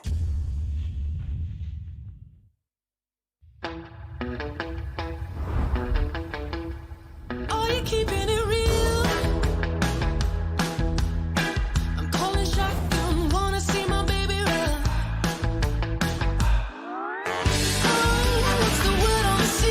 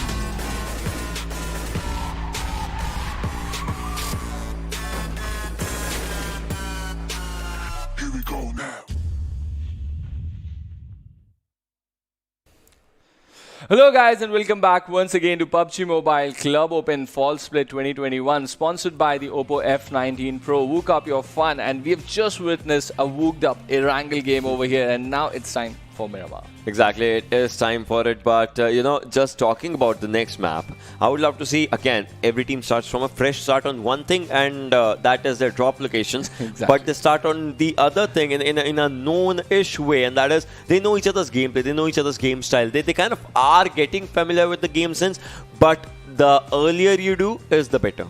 Definitely, as early you're going to adapt to your opponents is how you're going to express yourself, and that is really very important in any online game or any other game as well. So let's see how these teams are going to adapt and learn very quickly, and because you don't get a lot of time, right? You don't you got to adapt to these 8 teams in front of you from a different group, and on a different day when you're going to get your opportunity, it's going to be completely different. But coming to the schedule for the day, once again, as we talked about, we had Erangel the first game, and now this is going to be the dessert of Miramar, and then we have one Sanhok game, and it's going to be the same story there as well. Yeah, kind of a similar story, but then they would have evolved a bit much from this Miramar. This is the kind of thing, right? Erangel starts up the journey. Miramar, a slow map. Sanhok, a fast map. So they're not ready for they might not be ready for the transition of slow to fast. A few teams might, not a few teams might. So we'll see. Plus, we'll see what SDMZ does in this one. Definitely, and that is where experience comes in. And a team like SDMZ with a lot of experience behind their back have already got 15 points from the Erangel game. But now, this is time for Miramar. A similar sort of lane path diagonally from the city of Impala towards El Pozo, and that is going to be really interesting because a lot of cities are inaccessible from this plane path, from the likes the northwestern cities like Torre Ahumada, Tierra Bronca, Campo Militar would be inaccessible, and even the southwest cities of Valdemar and even Chumacera is very, very far away from this plane path. Yeah, it definitely is pretty far away if you talk about Chumacera, and just like you said, Valdemar. I mean, it's a pretty decent city, but it depends that really people actually just go there. But that's a really, really underrated area. Talking about the other side, that's Campo Militar to Tierra Bronca. I would love to see if a team actually goes down. I mean, if you want to, you have to glide to El Azhar, take up a vehicle, and then maybe go down to that area. But again, if the circle's not there, first you're giving up your time going to that area, then looting, and then coming back to the zone might be. It is difficult in Miramar, right? Yeah. You cannot just go pick up vehicles and go to a different part outside the play zone and loot up and then maybe come back. It really becomes difficult. Or else you are so fast that you know exactly how to save time, and it actually comes down to time. But again, the thing is, you might just be knowing how to save time, but you might not be getting the exact loot that you want. That's the RNG factor of the game as well. Definitely. Oh. And, yet again, the same meta for a team struggle over here. I've always seen this, that a team that always likes to play a center inside a map of Erangel, they really do play center inside the map of Miramar. And here as well, look at where team struggle is. Pure Peracio, they've picked up a city very far off, and they're going to rotate. But we've got this first circle, and it's a northwestern circle to be really honest, but SDMZ, they like to play center, right? Hacienda de Petron, but clearly not a very big early collision, but yes, El Pozo definitely has 2 teams, and both those 2 teams have qualified here, and they're playing on the qualified slot, Agent, Team Agent, and then we have Team Classic as well. Team Classic just focusing on their own loot. If you just, have a look at it, Arthur picking up the pan, now moving on to the upper areas, trying to get up a good helmet. He will get a level 2. Gonna pick it up. Well, Ocean, how good is he will. How good is the city of El Pozo for an initial drop? What are you reading about? So this? El Pozo is one of if you talk about a city, right, in Miramar, the biggest we know is Los Leones, obviously. El Pozo also, and Los Leones kind of just can give enough loot for even 4 teams sometimes. Yes. El Pozo can do that for 2 teams easily. If there's a 3rd team, then there are chances of a skirmish, and obviously you might there might just be 1 team coming out of it. But El Pozo is good for 2 teams in one way, and that is that one stadium that you see onto the backlines. You can loot around that stadium. You can loot away from that stadium. You have different openings. You're going to just begin your loot with. Yep. Okay. Well, that's a good distance on that nade. Oh, is it gonna be in? No. It's overcooked. It's just a firework now. It's firework. We are here inside the PMCO. We have got a chicken dinner. We're going to throw nades inside. But look at this. This is an opportunity now with that M16 rifle. One shot. Yes, he gets one down eventually. And this is Guda who goes down for his team. Not a really good sight, to be really honest, but let's see how they're going to deal with this now, because clearly moving away from the city for Team Fear No One, and it's a pretty big team, right? We know this team. They played by the name of WGB2R TM last time, and they really got good results for themselves inside the finale as well. They ended up on the 11th position, but now they haven't been looking really impressive in the first game, but here also losing a player quite early.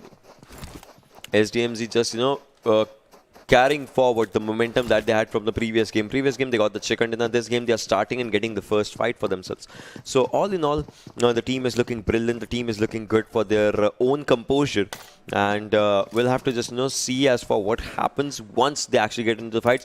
Plus, the best thing for SDMZ is they have the center lines already for themselves. So they don't need to worry about the zone rotations yet. Maybe after the third or the fourth circle, but not yet. Yes, definitely. It's going to be really crucial. But look at this. Towards this northern series where we were talking about, Victor Gaming, one more qualified teams, has just moved towards this area, and they're also just loading up. But just 3 players for this team. And as we were talking about, thousands of players dreaming in at just getting inside a PMCO slot over there. But eventually, when a few teams are arriving, they're just arriving as 3 players. I really don't like this factor, to be honest. I mean, if you talk about, the mental pressure that obviously every player has, one mistake can just snatch away a dinner from themselves, right? And that might just be a big mistake if you just talk about it right now. Berlin, Damage, Binary. I mean, all these players, again, 3-man squad, they have been just looking pretty decent. But last time, as VG lost their first player, Damage was the first casualty, one of the first casualties in the previous game. Yes. And then there were just 2 players surviving. They had to take a lot of time to just, stay put so that they could get a few points. And that kind of did not work pretty good in their favor, as they might have expected. Really did not, but watch here, Team Bear looting up the city, this team from Mongolia looting up the city of Impala, and they have already said and done. In just 5.5 minutes, they're already set for their early rotation, and they were already finding themselves towards the southeastern edge of this first circle, and now they're going to go deep, and with a good amount of loot over there, and they've already got some decent vehicles with them as well. Savage eSports on the other side, they're also looting up and just getting ready. This is the city of La Cobre area, and they would be just moving inside the rotation pretty quickly as well. They will be definitely just going in for themselves, for their loots, and obviously for their rotations overall.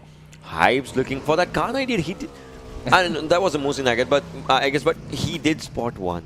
Is he gonna pick it up? Is he gonna pick it up? I would love to. I would love to, see that name chiming in on the kill feed for sure.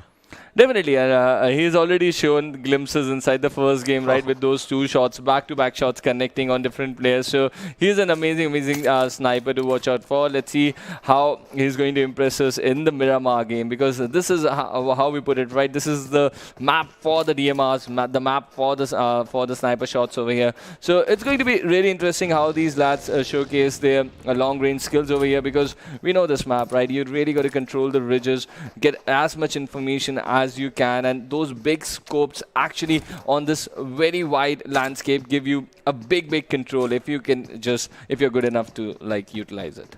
Yeah, if you're good enough. And I would say, these teams are definitely pretty good to utilize it all for themselves. But right now, Max L&D's player Jay just moving pretty close to his own teammates. And this time, if you talk about it, Jay is in the roster for this game. That means Samita is not in this game's roster. So yeah, all in all, the players are trying to get good fights for themselves. That's what they have been looking out for right now. They're just trying to get up a fight, and obviously a good area they did. NAIKON, we saw, obviously the players out kind of away from each other. Maybe one of the players is scouting the area, and then they'll be moving forward, probably. Well, yes, this is a very important aspect. Even NAIKON, they were looking good until the point they had to rotate inside the third circle, right? So this time, previous game, yes. Yeah, in the previous game, yes. But this time, we might just find them change their strategy a little bit, because they know it's going to get difficult for them. And you are playing against these teams for the first time, and that too in a big competitive game. So you don't have that sort of information. You wouldn't have done homework on all the teams, right? So you just got to make sure that you rotate a little bit early, because this is clearly the factor that hurt them in the last game. This clearly is the factor, but look at this. T-Rex not OP, is spotting down one player. He knows that a buggy dead, ran across that ridge, and he has a decent amount of loot in order to, just counter attack if something happens. But looks like he's not focusing on that. Bugari, Bugari checking out the gas cans. I mean, but now the players are moving forward. And they are still outside the circle. I know, what are they focusing on? Look at this. They are outside the circle. They will have to just get a hold of the rotations. I mean, the players are there, you could see, are moving. But then there are other players as well. Maro, all right. Picks up an M24. But luckily for them, they're not very far away from the play area over there. But now, the second shift of the circle, it's just really slide towards the southwestern side. So all these areas, La Bandita, Minas, Junkyard, Graveyard, all these big ridges that we talk of. And these are not really ridges that are going to give you a very high altitude, but they are widespread ridges between big cities. So all these cities are going to get some interesting fights in a really good time. But Hacienda de Petron, SDMZ is still sitting over there. 10 minutes inside the game, they've looted up Hacienda and still sitting over there. I don't know what sort of a stance is that. Maybe they thought that the circle's going to form on them. I mean, obviously, it's like the circle's trial and error because the circle has just formed right now. So maybe they had thought of it. And that did not happen. So now, if we just talk about it, right, SDMZ would want to move to the areas around Junkyard. Obviously, the circle, it looks like the circle is going to shift around Junkyard for sure. Yes. We saw a pretty decent shift right now. Arthur, the shot's been taken onto his vehicle and himself as well as his HP was brought down to quite 60-ish percentage. But Painopti needs to beware of one player from Classic pretty close to him. I think Koda has heard the shots. He's heard the spray. Yeah. He's just getting away from this. He doesn't want As to be a early part as of he this. But Pain Gaming have a gift from the gods of PUBG right there. With red smokes, the first airdrop is over there. So they're going to get some level 3 gears and a drop gun as well. But this is not looking good for NAIKON. Once again, they're rotating very close to this team. Infinity Club standing right in front of them. Let's see if they're going to spot this rotation and hurt them once again. Now Mozart moves away. Very passive. I mean, again, this is important for the teams. It's just the first Miramar that they're playing against each other, right? They might not know how many players are in this house, even if it's a smaller house to play around. But they would still, want to... They would not want to take up the chances. But now they will because Mozart has been shot at. His HP is pretty low. Kalos onto the backsides. This is where, INC can actually move and they can, with the utilities that they have, I'm pretty sure they'll be having smokes, right? Do a smoke onto the front ridge and then move forward, take up a fight, take down 2 players, move on to the back lines again. This can be a pretty good fight, but looks like both the teams, again, calculating the goods and the bads, just not being a part of the fights right now. It's kind of a situation in which they know their opponents are there, but they're hesitant to just, take up the fights. Well, they certainly are. Well, they certainly are hesitant at this point, and let's see how is that going to help their cause in the overall scheme of things. But right now, look at this. This is the early mid-game shaping up, and then we saw some fights shaping towards the western edge of the circle. But there are some fights that are being shaped towards the eastern as well, because the circle is closing and forcing all these teams to come inside those white lines and come inside the play area. But how are they going to deal with this? Because they clearly don't have good information. Struggle Clan rotating in from Pore Ratio. They are fighting 5P here, and 5P, they've just sensed, they've heard the vehicle, and this is Spider. He's just moving in, taking in damage, chip damage from the blue, but he knows that if he can just find that buggy, that spray from the M4 can clearly give him that 1 point that he's looking for. He's hunting for that 1 point over here. Spider just sitting down to the good area. He went for the boost, right? His booster bar did not get full, it did not get to 60%. But Syri onto the backlines again. Ramses can take down one. Ike onto the other side. And turn around. M249 being utilized and used pretty brilliantly. Soulless did try to do a lot of damage. He did, in fact, do a lot of damage. Harry needs to go for the revive. And look at this. This is gonna be a good one. Soulless spotting down. Wow, that M24 shot straight up onto the ridge. Wow. Soulless with an amazing shot. And this is Watch My Gameplay. Soulless on your screens right now. And they're just fighting outside towards the northern half of the play area where Savage Clan is very close to them. And let's see how they're going to deal with all this situation, because clearly the next shot of the circle towards Minas, La Bandita creators over there. It's going to be, look at the amount of vacant spaces inside this new circle right now, and it's going to get crowded pretty quickly because still all the 16 teams, 58 players, part of this Miramar game right now, and they're going to start rotating, and that is what exactly you're witnessing Team WMG try to pull off over here. And Hyped, he's just moved away from the situation, from that higher ground. They are just rotating. Kudos to that M24 shots coming in from the lad of WMG Solus. Now, if you talk about it, the players are moving away. I mean, if we talk about Savage, the players are moving away onto a good area for themselves. SDMZ and obviously is Savage that have 1-1 confirmation for themselves. We still have 58 players. We started with 60. We still have 58 players. Looks like it might have been a few hiccups onto the road for the players. But now they're moving up again. And this, ladies and gentlemen, look at the difference of Erangel and Miramar. 14-minute marker, still every single team surviving, not a lot of casualties, and it's like everyone knows that this means business, and that too against SDMZ, the team that had the first chicken dinner. Definitely. And even this team is getting my attention, Team Classic, the way they are expressing themselves, considering the fact they're from the qualified slot, and they're looking really expressive. It's a really good sign to possess as a team on a PMCO stage if you're just featuring for the first time. And even in the last game, they were just trying to control the outskirts of the Milda city, and now as well, they are the first to arrive towards this junkyard area, and they're finding themselves right in the middle of the action. And it's a really good spot to pick up, and considering the fact that we've got some hardships, they're just trying to control the vicinity right now. It's going to be very important for them, but this is the team.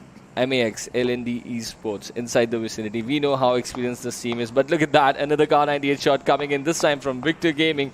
Berlin, he just lands a beautiful shot onto his opponents over there, and this is a really good confidence booster. But his teammate gets traded over there. Binary gets traded down. Yeah, exactly. And this again, just takes a toll onto the decisions of VG. Previous game as well, they were making quite a few decisions, hasty decisions, in which one of the player was taken down, and then they were two-man squad. Now again, one of the player has been taken down. We still don't see any confirmations yet. But out of teamwork, you have a Groza right next to you. And a suppressor AR level 3 stuff. Hey, where are they going? Where are they going? They're going away from the airdrop. Check out the airdrop. They're sitting in the vehicle. You see that? They're moving away. Hey, it's not a bait. It's pretty close to them. Wow. Come on. It's a gift, and they have just denied it, right? But yes, they're going to enter the circle pretty quickly. But look at this. I've never seen a La Bendita circle like this. The entire crater is inside. Yeah. There are going to be a lot of teams just lurking around, and I've got a question. Do you think it's a good idea to go inside for these houses at this point? It's going to be a very tricky situation because there are going to be teams lurking around on the higher ridge. I mean, maybe you can go for these areas, but you'll have to make sure that you come out of it, because if there's going to be a team in the final zones that's going to be at an upper area, they already have an advantage for you. So that's going to be one thing. Dexter confirms on Spider.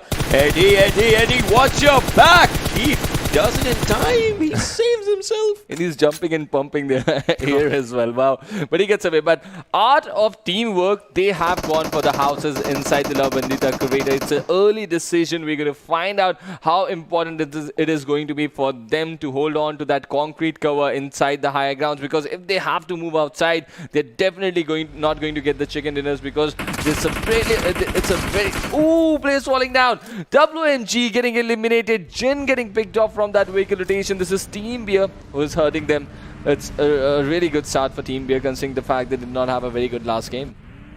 That is true. Given the fact, obviously, the game was not up to the mark that they would have imagined, right? But now, 15 teams, 51 players alive, a palindrome coming down onto the numbers. But if you talk about art of teamwork, they have denied that Groza, and they are in the zone. I get it.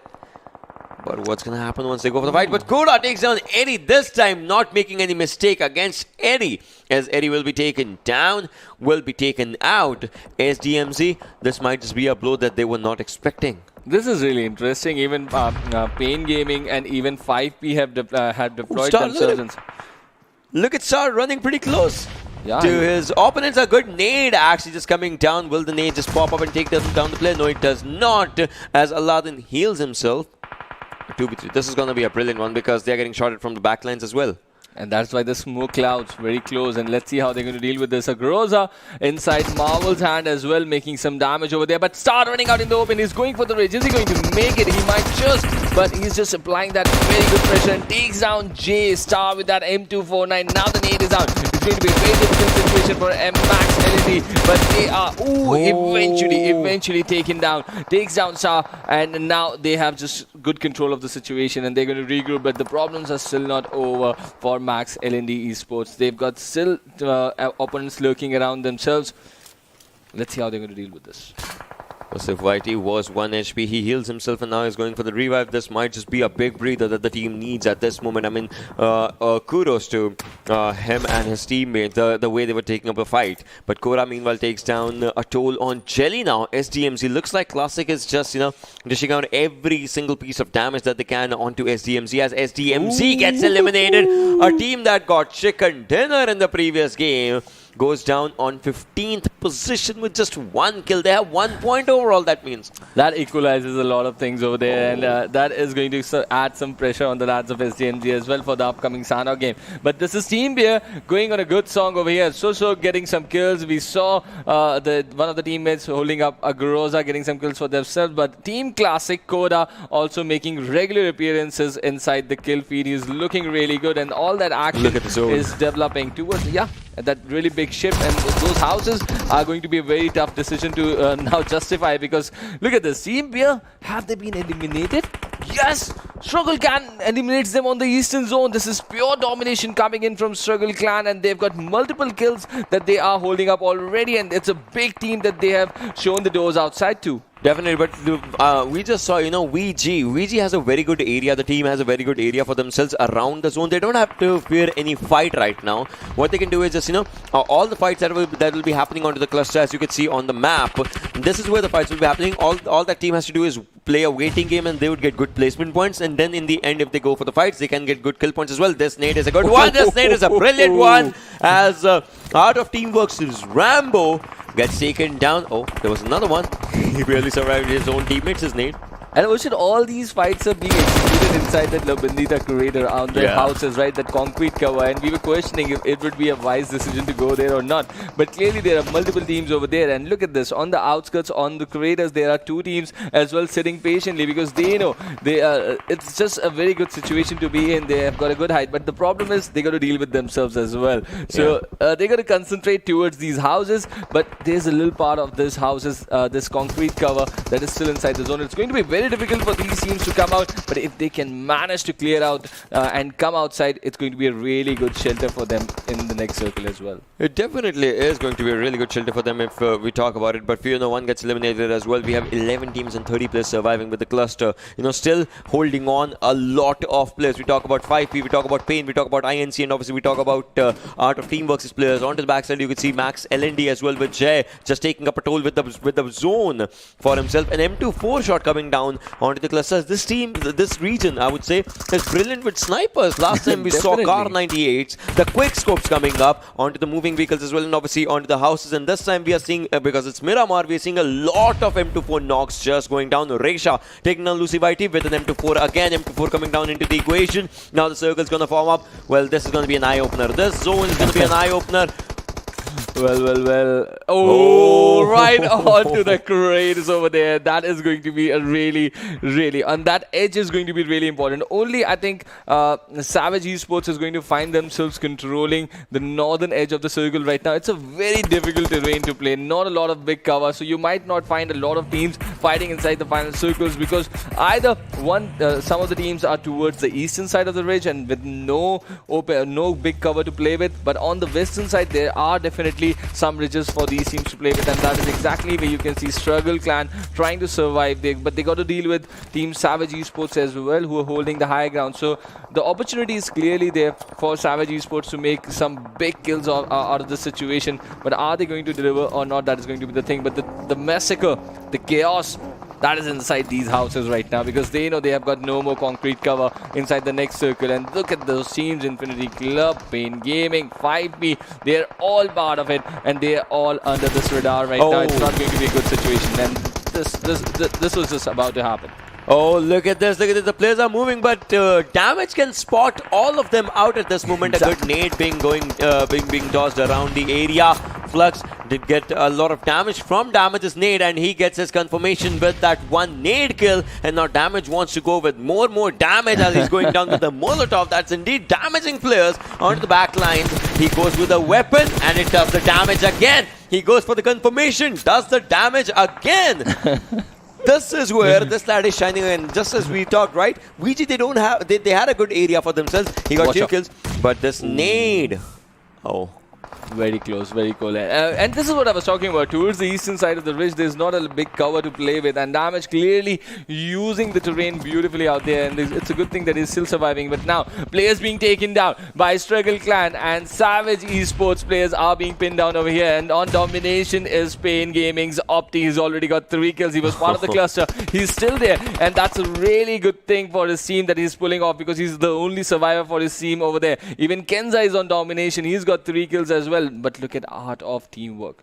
They're still surviving towards that side. They've got a little ridge to play with. They're not just engaging with any team at this point. They're playing the waiting game, and now we're down to the top 5 teams over here.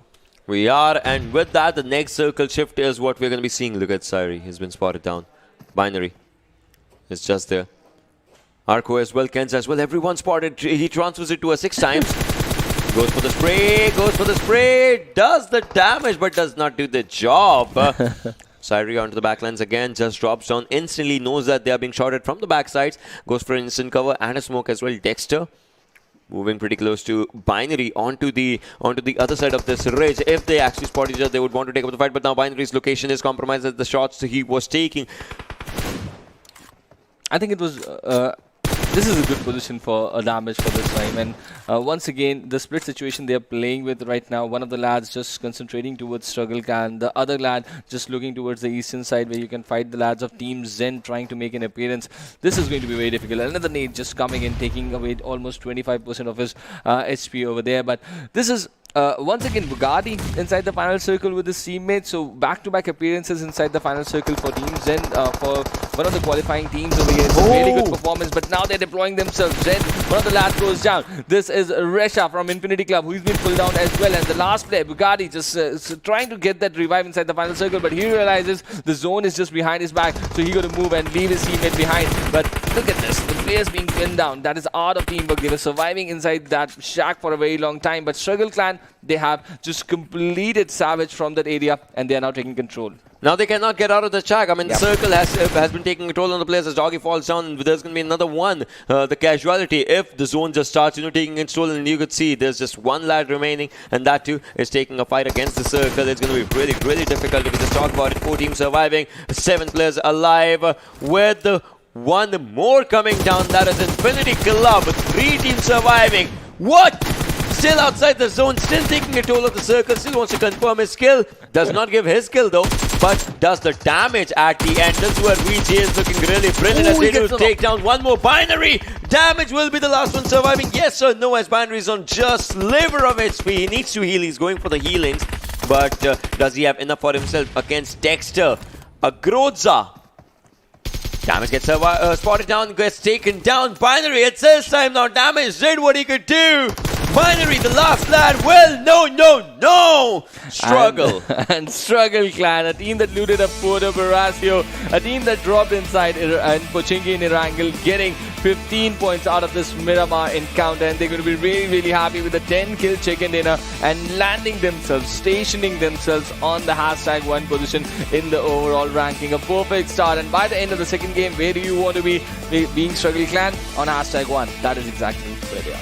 2042 damage, 25 points. Struggle. Well, with the logo, never gave up. They never gave up. One game, I mean, it was not a chicken dinner, but the second game, they get it for themselves, a chicken dinner, landing them in the overall first rank. If we talk about rankings, right?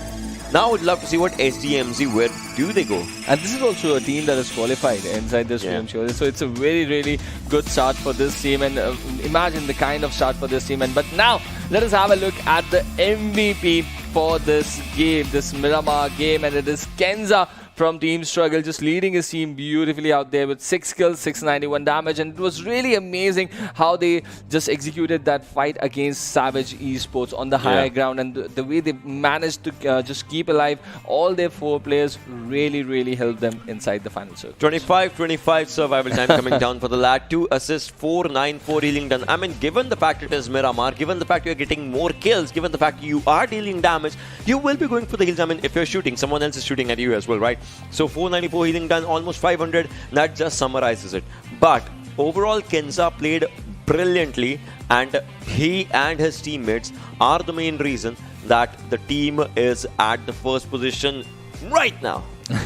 I think it was Kenza who was just jumping and evading the shots, and with a pump out there with a shot, and clearly shows in his stats as well. 494 damage. So imagine how many fights he's been a part of over there. But now, with Kenza performing good over here, we're going to have a look at the other players as well who were really outstanding in this Miramar game. Hypes once again featuring over there, and look at the number of damage, 907 coming in. So Savage Esports, they were really at a good spot inside the final circle, but yes, they did dish out a lot of damage over there. But Victor Gaming has been impressive. Opti was impressive in that cluster inside those houses of inside that crater houses of La Bandita. But now let us have a look at the match summary as well. Yeah, I mean, that's just how it is. Talking about the match summary, yes, Bugari coming down with the longest distance skill, 316 meters, 300 plus meters going down. Hershey going down with most utilities used. Hypes, 907, that's the highest damage number. Obviously, we did see that. Dexter, 5 assists as well. So, wow. Savage and Struggle, I mean, these teams were doing really good for themselves. Really, they were. And it's a really, they were all coming in from the western sides inside the final circle. So, clearly, those ridges helping them to evolve over there and express themselves a little bit better. But the story was completely different on the eastern side. Now we're going to have a look at the match ranking, where we are going to see how these teams really performed over here, and Struggle getting those all important 25 points, but 15 for Victor Gaming. So clearly, Ocean, the teams coming in from the qualified teams out here, they are just showcasing some real, they're just expressing themselves beautifully. Even Team Classic are here on the front page. Look at that, they got 4 points, but the way they're taking these fights is really good for them. Definitely, the way they have been taking these fights is just phenomenal. Pain Gaming, just coming up again. Last time we saw them in top 4. This time they are at the 6th position. So consistent gameplay coming down, with the team coming down in top 8 back to back. Infinity Club is here. Art of Teamwork, obviously, just they outshined brilliantly. Victor Gaming, the first game was not that good, but this time they have 15 points. That's gonna just showcase in the overalls again. But SDMZ, Team Bear, Fear No One, WMG, these are big names. Yes, and the big guns falling out on the desert map, and that's going to be really interesting, because once they are back inside Miramar, it's going to be completely different teams that they're going to play against. But now it's time to look at the Oppo F19 Pro moments, ladies and gentlemen, the highlights of this game, of this desert action, and we're going to start right from this fight from the San Martin area, where SDMZ sort of started expressing themselves. We saw the first knock coming down with the tap shots, and talking about the tap shots, this is how soulless was. I mean, talking about M24s, the snipers, the bolt actions indeed. This region is brilliant with those shots. Really, and it's really good to see some bolt action shots coming into the equation, because it's been really big time that we have not seen bolt action do that sort of a damage inside the competitive structure. But it's really good to see these lads using that, and I would really want to see some DMR action also upcoming, because we have seen them spray a lot, use that tap shots on the M16 or even on the M4, but clearly those SKS and SLR have sort of been missing out yet. But yes, the bolt action is definitely present over here. Yeah, it is, indeed it is. But this one, I mean, think about it. Damage takes down one, moves on the backside, takes down another one. He definitely just took a pretty good fight. But this is where, for a while, obviously players just try to flush out onto the right-hand side, but binary and damage. Kudos to these players, but Struggle, well, they did not let the Struggle come down. And obviously, after this, we'll be looking at the overall rankings as well to discuss about what has happened so far. But amazing stuff being developed by the players. Wow. And Team Struggle, as we saw them with 35 points, they've got an 8-point lead over Pain Gaming, and that's the consistent team that we are talking now.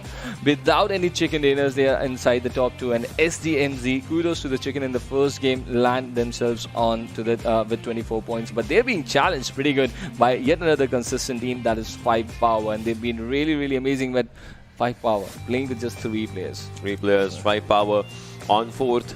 3 for 5 again. It's coming down, right? Art of Teamwork just coming down on 5th. Zen on 6th, Victor on 7th, and Savage Esports coming on 8th. Savage Esports again, we saw them in the match summary of this game. That means obviously they are trying to get the game for themselves, because think about it, 14 kills. Yeah. That's the second highest with only 3 placement points.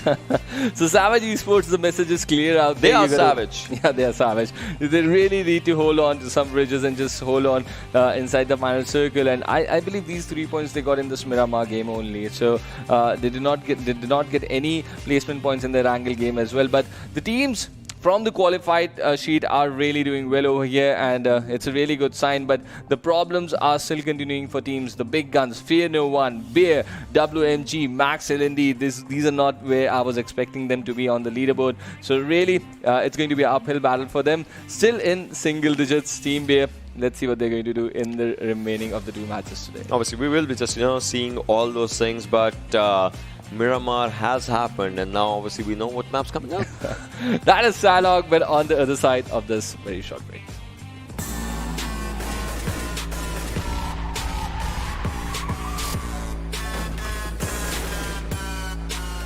Here we go now.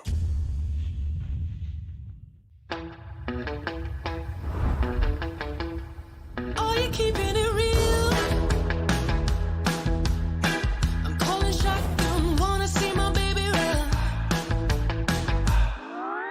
Oh, what's the word on the sea? Kicking up the dust, if you know what I mean. We got a good thing going. We got a good thing going on.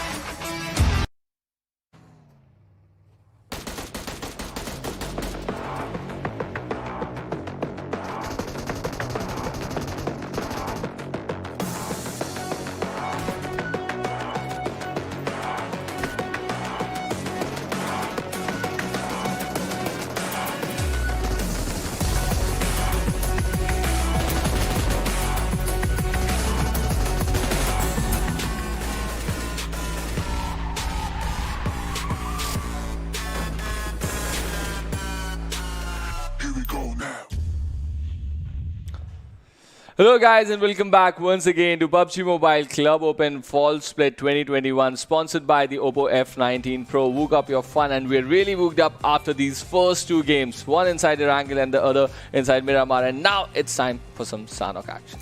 So this is where things get interesting, right? We saw a really slow start just coming down for the teams and all, but in Miramar exactly. And now coming down to Sanhok, my oh my, I would love to see the fast pace, right? Because that happens. All right, just a quick question to you, a quick guess. Give me a number. How many teams on bootcamp? What do you think? I mean, just think. If 2. I guess would be I would 2. want more. That's my personal thing, right? If not bootcamp, then maybe Paradise, maybe Ruins. I would want more. I would want a chaos to happen around that area, and there will be always There might be two, but there might be a third team that is just dropping down with the parachutes. They see players, Exactly. just moving on. This might happen. Exactly, this might happen, and it's going to be pretty interesting how the teams are going to play in that Paradise Resort and that boot camp area, because just like Ocean mentioned, they're going to witness a lot of parachutes maybe and just move away from the scenario. But in the process of moving away, how it's going to alter their game plan and how are they going to deal with it? How is the IGL going to give that adequate amount of loot to his teammates if he just moves away from his planned drop location? All these things are going to come into the equation, courtesy to the fact that these teams are up against a different group every time they're dropping in a map, and this is going to be very difficult for them. Again, this is going to be really difficult for them, but obviously tomorrow when we'll be seeing the games of the other groups, they might be thinking, but obviously they will be focusing on their own mistakes as well next time when they'll be. So again, there's a lot of chaos, and amongst this chaos theory, we will try to see what happens, which butterfly effect actually just partitions itself down to the next ongoing matches and all. So all in all, we'll see. But right now, we will be dropping down onto that map of Sanhok, and with the coming down to that map of Sanhok, it's going to be one thing, and that is the fights and the fighting stances. Obviously, you talking about especially the bolt actions. I mean, we might see those, we might not see those. I'm just open for anything. Well, yes, and Sanhok, we really generally don't see a lot of bold actions, but yes, you never know. With the kind of bold actions that we have already seen inside Erangel and Miramar, the fun now just might get continued inside the Sanhok game as well, and we're going to keep a very close eye on that. The match is not very far away from us now, and we are going to witness the game of Sanhok and the plane, the C-130, boarded and moving from Camp Charlie towards the shores of Khao, and it doesn't really matter where the plane path is. In Sanhok, you can glide to any space. But let's see where the teams are going to go towards. But Team Beer, they have an early jump moving towards the city of Shami. But now the moment of truth. Who is going to jump towards boot camp? Now the teams are dropping down. I mean, there might just be a multiple teams. If not Bootcamp, then Paradise. If not it, then Ruins. Then if not it, then Pine. And all these areas, I mean, there are bigger names. We'll talk about it. Agent sort of is moving towards a boot camp. But look at this. The players... Or is it no one? Is it no one? Is boot camp left empty completely? Wow. Boot camp, the biggest city inside the center of the Sanhok map, and there's no team. I'm afraid they're hearing me. I feel like they're hearing my mind. We scared them away, Ocean. We scared them away. No one's on bootcamp.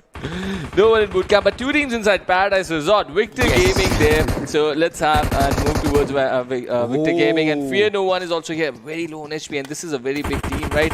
Resort just on that magic pixel right now. He really needs to get away from any opponents at this time, and he's holding left corner for his team right now. So a very important stance, and Fear No One, they've really not got a good outing in the early to encounter. It's a big team from the last PMCO. Let's see how they're going to deal with the situation inside Paradise Resort. Oh my god, the way this thing has been going on. Now Warzone damage all these players as well. Like they're trying to just find a good area for themselves. I mean, Warzone is there. VG coming down with 4 men now. Yeah, finally, Victor Gaming just getting their 4th player also. The attendance is 100% for them. Now, let's see how is that going to play an impact, because already the 3 players were getting some good results. The intent is clearly there for these new teams out there, and they've been just inside that groove. They're just practicing so hard for these qualified slots, and they're just having that upper edge of an advantage over these invited teams. So it's really not a problem if you get invited. But look at the circle, Ocean. Look at the amount of teams that have gone towards Camp Alpha and Camp Charlie Island. This is not a normal thing to happen, to be really honest. We see in other regions teams predominantly they want to go towards that Camp Bravo Island, but this is not happening over here. Out here we see one team, and that is SDMZ around Camp Bravo. But look at the open area. Barn's empty, Bootcamp's empty, Lakavi's empty, the Kampong's empty, Mongla is empty. Camp Bravo, a team at Camp Bravo can stay at Camp Bravo until unless an external force is applied on that. I mean, I don't know why I just said it right there, but they have a proper area. Like they don't have to face any fight. You're a maths teacher who's just now talking physics to me, and really, you're doing this to me.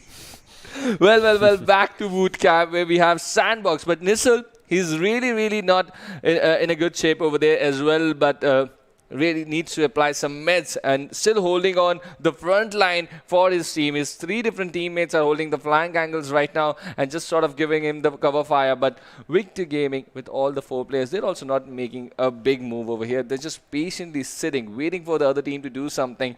But clearly, they don't have adequate information to make the move, and that is why this patient game is being executed. Yeah, exactly. But this patient game is good, but I don't know when it might just bite back on for one team. In this one, you see Nisal's HP, it was put down to a really low HP. So that means the first player from the team that gets a knock on themselves, they lose it. I mean, the first person to get knocked down, they lose this fight. It's a fight of patience. There's gonna be a lot of chaos amongst those players, to go for the revive, to save that player and all, and they lose in that. So this patient game is important, and in that actually, Horse can play a vital role. Think about it in one way. Horse is away from the fight. If he gets a smoke or something, he throws down the smoke. The players move on to the backside, and the fight just vanishes away from Paradise. They would not want a fight. First, one player's on low HP, the other player's onto the backside. So I don't know. And plus, most of the players, they have just level 1 helmet and Lewis. So again, it's going to be a bad situation. Looks like they want to throw a medic. How are they going to go for it? They want to throw a bandage or maybe a first aid or something. To Nisal, yeah. Yeah, but it's going to happen. It's going to be really difficult. But yes, the retreat is a better option, clearly, for Fear No One. Sandbox. Yeah. Nisal, is it going to catch it? That's my question. He cannot get out, right? So for Nisal, the perfect throw is going to be onto the balcony that he has. Well, this is a feature that really needed to be added, and I'm really happy that now this has been added inside. And this is exactly the feature being used inside. And look at the TPP angle he is controlling. The use of the I button brilliantly. Stationed himself, just not moving himself, and using the I button so beautifully out there, and trying to get every single piece of information that he can. Okay, now again we look at the circle, and it's just one thing, and that is the only fight that's happened. But look at NAIKON, they are moving in the zone. Look at from the dock side, we see a team just trying to mark their entry inside the circle. Obviously, they are behind the docks area. For them, the perfect entry would be from Kampong and then Lakavi and then maybe Queries area, and that will be a good one. Shots being fired here. Yes. Infinity Club in action. Agent on one side. This is towards the Camp Alpha Island, just outside the city of Harden. And we already witnessed multiple teams dropping inside Camp Alpha. And they are all now finding themselves inside this equation. And there's a split situation on the bridge for Agent right now. Infinity Club, I don't think they have a really good information, but they're still approaching over here. But 2 players already inside the water for Agent. So it's going to be a man disadvantage situation for them. If Infinity Club spots them out, it's going to be a very difficult situation for Agent to control. Right now, the players just, again, trying to find that breathing space for themselves. Oh, no. That was a bike, not a player, just, lying down. But, that's the first instinct that you will just go for. You spot something unusual, you would want to just, shoot first, ask question later. That was the kind of thing. And they did try to go for it. Did not work out, obviously. Bit of a damage to the bike. I feel bad for the bike, though. First things first, the bike was abandoned. Second thing, the bike was getting shot at. Third thing, there was no fault of the bike. You're really feeling bad. Oh, and look at these shots coming in. He's just taking control of the bridge. But you got to watch your backlines before that. And that is the lesson that Pain Gaming is going to leave for Team Agent right now. And Miracle wins it off. But Infinity Club, they get this information. They are trying to pin them down onto the window angles over there. But Pain Gaming clearly in a very good control of the situation right now. They're going to hold this bridge from the backlines and not allow an easy passage either for Agent or even for Infinity Club. Demo is just there. Agent onto the backlines. Agent will be spotted down. If Agent goes down, there's no revival because he's in the waterline just swimming. And, you have to get out of the water area. You have to just, get your face up for a few times because that is important. But right now, Resha, Miracle, all these players from different teams just, trying to get a hold of good areas. Surprisingly, this is a different case. Just think about it, right?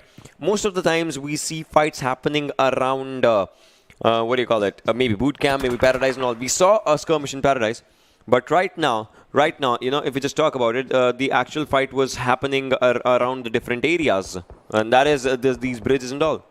Well, yeah. And that is going to be really, really interesting. And now let's look at the situation towards that Camp Alpha and what WMG is trying to pull off. So moving from the city of Harden, look at this, swimming away. They've heard these shots towards the bridge.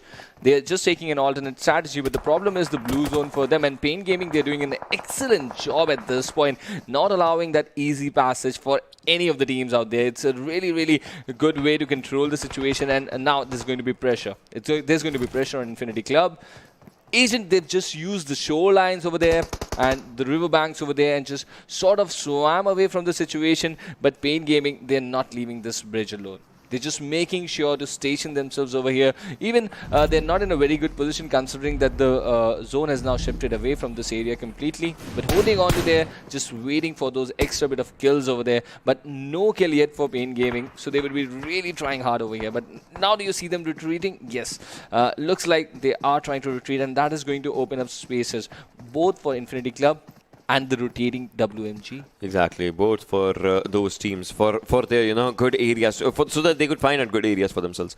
Right now, Pain Gaming, yes, they are rotating. It's still a lot of difference between them and the zone, 250 meters, plus and minus a few, and they would want to get a good area for themselves. Slowly and steadily, obviously, they're trying.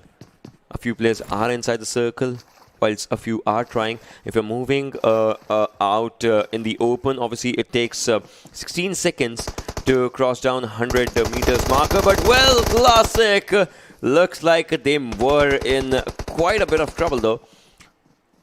Struggle did a lot of damage to Vaduhek and he was knocked down. Arthur was trying to come pretty close to him, but he'll have to move forward because there are 4 players just trying to hunt. But look at Koda and Eric onto the backside for Classic, taking up a fight against Struggle. He's just patiently waiting, right? Putting onto the meds over there, but now Koda. And this team has been doing a lot, but not getting the results. And let's see how they're going to deal with this. The nade has been overcooked for a little bit of extra time, not getting the results, but a damage on Akko. Now this 1v1 situation towards this other side, and Sky, he goes down over there. So a bit of a victory for Team Classic, but now Koda, he really needs to control, but Kenza makes sure to capitalize on the knock and hurt the opponent with that Thompson over there. Now Koda is in a very difficult spot. His teammates are still inside the vicinity, but they will not be able to make a big impact. The MVP of the last game just stepping up for the team when it needed the most, as one player was on low HP and the other one was obviously knocked out, but obviously they have spotted down Koda. Look at this. Look at this. Look at this. The way they are surrounding this house for themselves. Koda still being stubborn, did not want to go without a fight, but well, he will be forced out of the lobby. Now it's just one player surviving for Classic and Struggle. Looks like this team is carrying the momentum of the previous game. Exactly, they are. And the important thing, they have not lost any single players so far. And it's a really good thing to get them some decent kills in the early half of this Sanhok game. Even Team Bear is doing decent. They've just lost a player, Ariman, over there. And they've got already 2 kills. And they're just rotating in from the southern part of the map right now. So both these big guns sort of getting a good start inside the Sanhok game. They haven't been really delivering in the matches earlier, Team Bear. But yeah, Struggle clan is doing a really decent job. Coming back, they find the rotating team of Pain Gaming, and they've decided to hurt them. And this is a team that was lurking around inside the Paradise Resort area for a very good amount of time, and now they are rotating and finding and hurting Pain Gaming. Harsh, moving on to the backlines again, everyone just this is an area where if you're leaving it, you'll have to have second thoughts as well. I'm in Paradise, a pretty brilliant area around the circle right now. Look at where the circle's forming up. Now obviously the circle will be losing onto this one. No, not exactly though. Kind of the zone, just onto the area of Paradise again. VG can stay there, they don't have to worry. FN1 can stay here, they don't have to worry. Pain is coming down to this area, they don't have to worry. SDMZ just trying to rectify the mistakes of the previous game. They are looking good right now, but Struggle, they have entered the zone. They have taken down on one team with just one player surviving, that is Arthur from Classic. So Struggle is looking pretty good, but looks like Arthur's done for, and we are down to 15 teams. Yeah, yes, we are down to 15 teams now. The first elimination coming in the form of Team Classic that has been looking to express themselves. But look at this big rotation coming in from where they have almost like traversed the entire landscape over here. And now they're just making an appearance from the southern side. It's a big rotation being executed. I would really like to see the distance travel start for this team in this game. But coming back towards the center part of the map where we have already got Savage eSports, they've been looking decent, and considering the fact that they've already got the second highest number of kills inside the overall standing before coming into this match, it really shows their aggressive stance. And being Sanhok, let's see how they're going to deliver. Right now, Savage again just moving forward. Previously, just like you said, yeah, we have seen good games from them. And previously, we did see some decent moments coming down from this team. But right now, they are still just trying to formulate around their own areas. AUG in an airdrop. And the fight is happening around this airdrop only. Not pretty close though. You could see two teams just trying to take up a fight against each other. And there is this is Mondo from 5 Power alongside Struggles Dexter. Main advantage for Dexter is that he will take down the player just because they have a higher ground and they have a good area around the zone in which they can gatekeep the circle. Spider getting a toll of damage as well. But he will be safe for now. And Arco would be really happy that he spotted Spider over there because he was just crawling his way inside. Mondo gets picked off. This is Struggle Clan just dominating inside the Sanhok game as well. And just like you said, carrying the momentum. It's a very, very important thing to do. And on the first day of the PMCO Finals split, this team is making a mark for themselves. And it's just the gateway onto the competitive scenario inside the region. And this team is just making their mark on day number 1. And this is going to be a team to watch out for. And let's see how they're going to progress and evolve as a team, and we're going to keep a very close eye on their journey from this point onwards. Exactly, that's just how it will be. But looking forward to Hershey. Oh, I thought Hershey would be taking damage onto Max LND, but looks like Hershey has been spotted on from the back lines, which was a mistake. You gotta watch your back, and now again watch your back as Jay this time will be taking down Hershey. What was started by WMG has been finished by Max LND at this moment. Well, Art of Teamwork gets eliminated. A team that was doing pretty good in the previous game, they do get eliminated right now. Soulless just starting off his own fights as he does take down one more. So all in all, pretty good fights coming up together. Soulless, a good nade on them. Oh my god!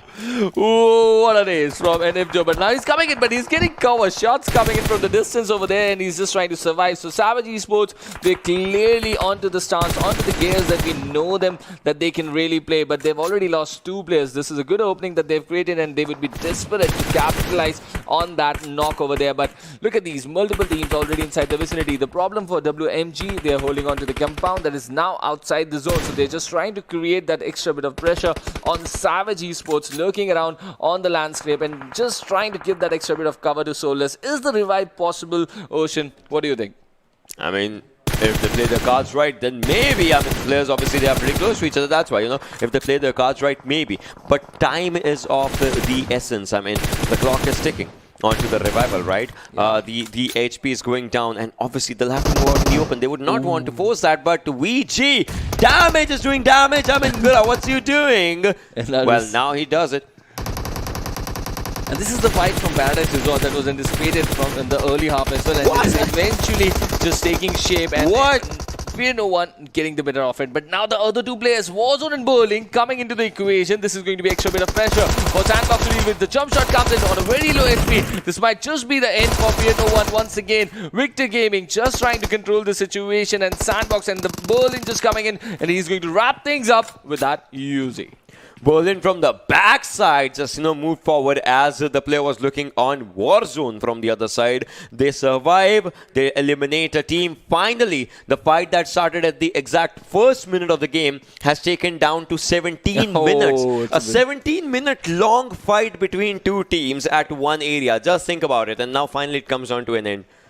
And Victor Gaming, the team that has qualified, yet again defeating a team that was invited, and Fear No One, it's a big team, right? They got so good, amazing performances in the last PMCO as well, but now they're sort of struggling over here. They do not look in that same touch just like they were in the last tournament as well. But Victor Gaming, they're looking in the right touch, to be really honest. But let's see, Bugatti goes down this time from Zen. He's always been there inside the final circle, but not in the Sanhok game. And look at the clusters now, just moving towards the city of Paradise Resort, and from the eastern side there are big rotations coming in from SDMZ.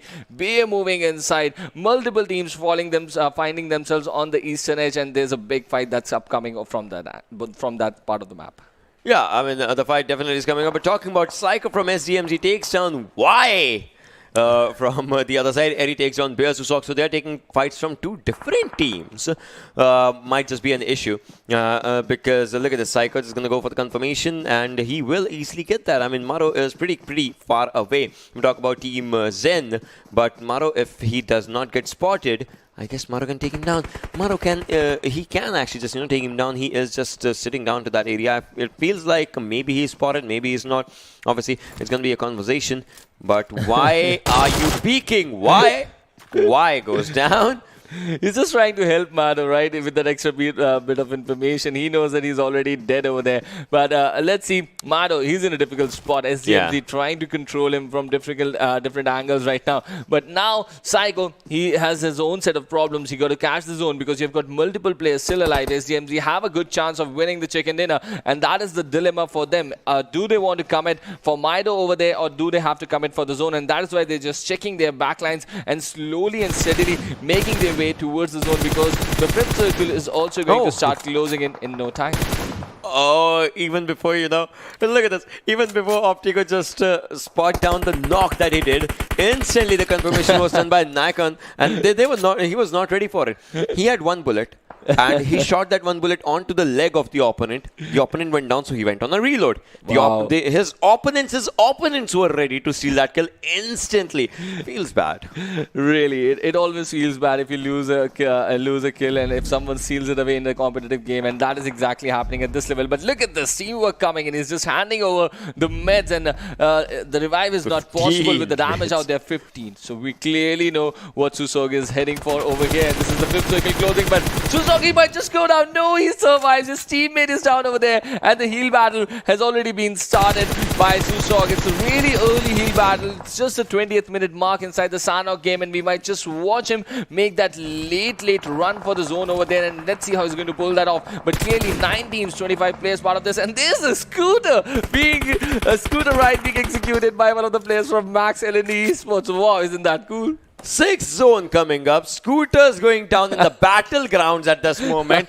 What more do you expect? I mean, what more surprises do you expect as the players are trying to spot each and everyone down? This time, Victor Gaming not wanting to make any mistake. They obviously have those 4 kills for themselves, but now they want more. They want more, plus the zone is something that's going to just take them outside the paradise, and that was their comfort zone. Max L&D right in front of them.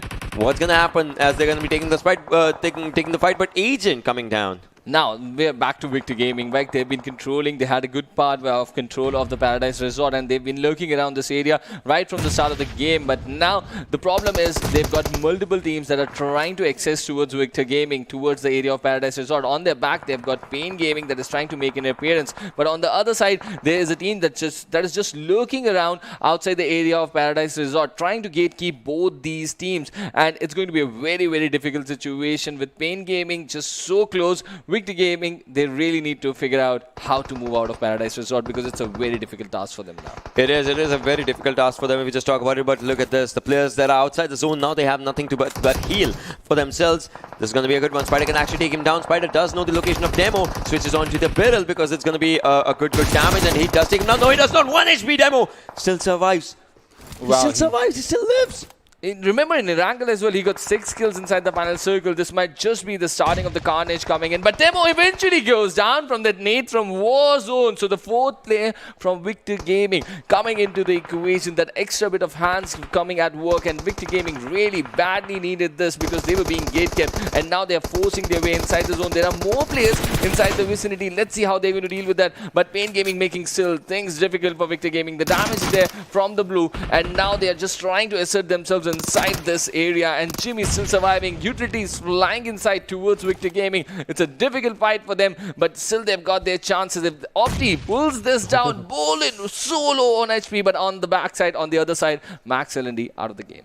And NAIKON is coming pretty close to them as well. I mean, VG, if they decide to go from the left-hand side, that's going to be a really tough spot for them. It's 2 versus 4 versus 2 onto the other side in this particular area. Plus, there's one more as well. Team Bear, they do get eliminated after the heal battle that was being done by Susok.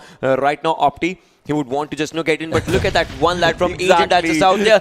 Pain had nowhere to go. Pulled down by that nade from Damage. damage yet again. He's just not stopping to give damage. But Victor Gaming eventually able to control that gatekeep situation. And now NAIKON expressing themselves. They've got the numbers and they've got this extra bit of guns that are blazing inside the final circle, and they're going to try and just maximize this situation right now. The nade falling on the other side of that wall and just helping NAIKON right now. But the molly on the right side, it's hurt him, and now damage goes down. He's been knocked by that molly. His last and final teammate Warzone is surviving over there, and would he be able to hold that revive? No, this is difficult.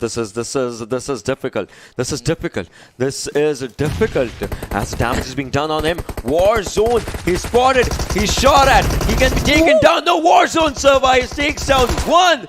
Warzone is moving up forward. He's going to go on a reload, but the circle's coming up in less than 35 seconds. In this 35 seconds, if he can take the players down, that's going to be a brilliant one. Warzone is spotted down. A hasty decision by the Slat takes down the second one. Is he going to confirm the one? Last player? No, he does not, but a valiant effort by this lad. Oh my god. And he was the first player who did not play the 2 matches. So Victor Gaming, clearly you need to get Warzone in every single match that you play, because he's been really amazing. But NAIKON, they did clearly play the man advantage situation in their favor. Take away the 15 points from this game, and with the extra 9 kills, they add up to 24 and land themselves on the 6th position inside the overall ranking. But Warzone, what was he pulling off over there? An amazing game coming in from the lad, and Victor Gaming qualified, playing on a qualified slot. They've really upped their ante, and they've really upped the hopes as well.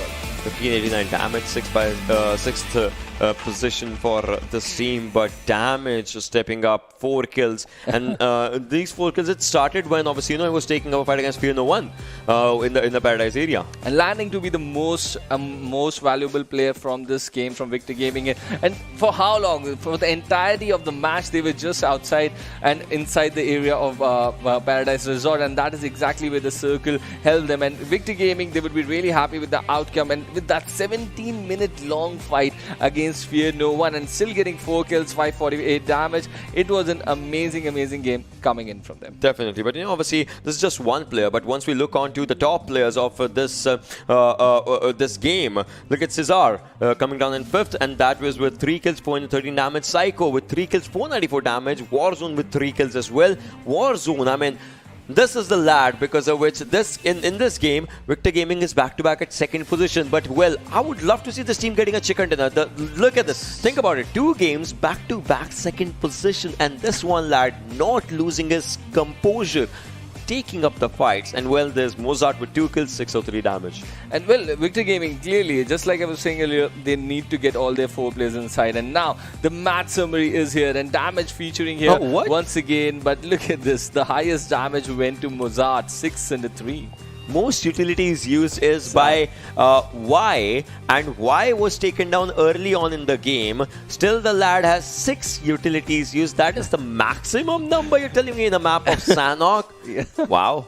Well, they don't rely a lot of utility, I guess, inside Sanhok, to be really honest. It's difficult to find utilities in Sanhok, but yes, 6 is a really low number. But let's see the match rankings from this Sanhok game. NAIKON, a team that was not able to rotate inside circles in the earlier 2 games, clearly was able to rotate on foot and take multiple players inside the final circle and get 24 points out of this Sanhok encounter. And Victor Gaming with 21 points, they're just picking up pace, putting up the right momentum, and this is clearly what a team that is coming from the qualified slots really wanted. Even Team Agent, EvoX Agent over here getting 14, it's been a really good game. But Pain Gaming once again consistent.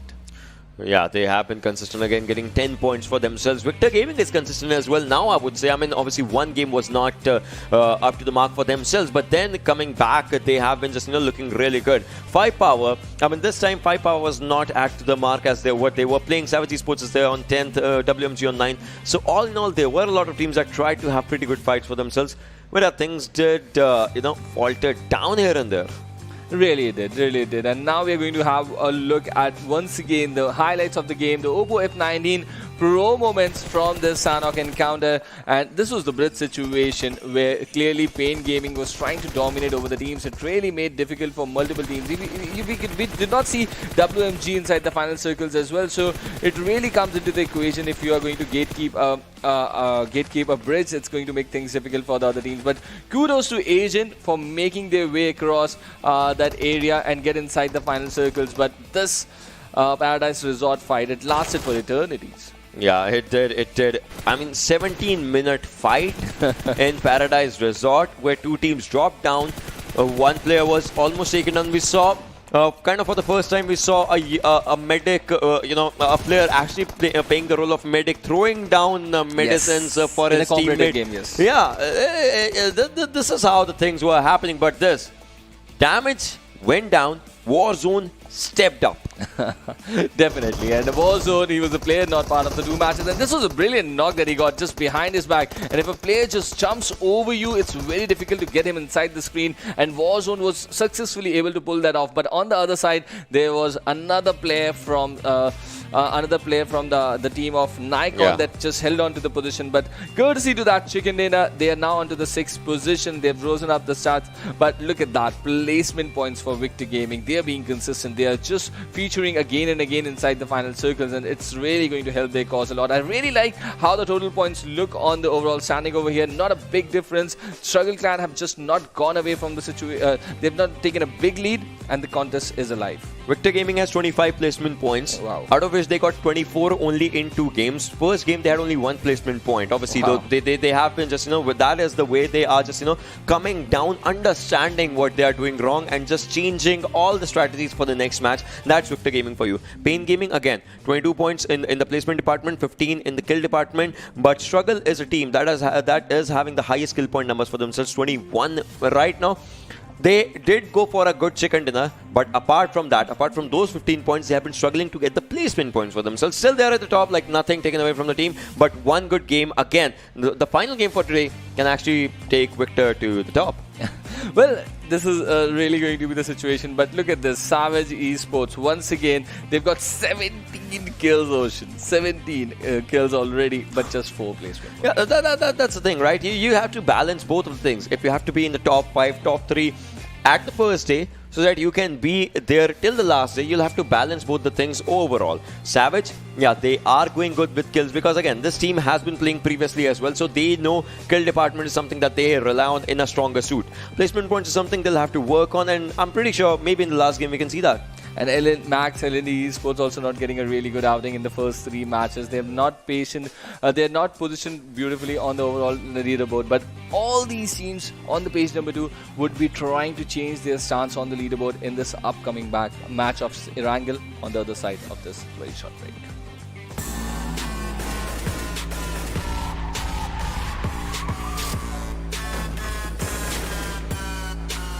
Here we go now.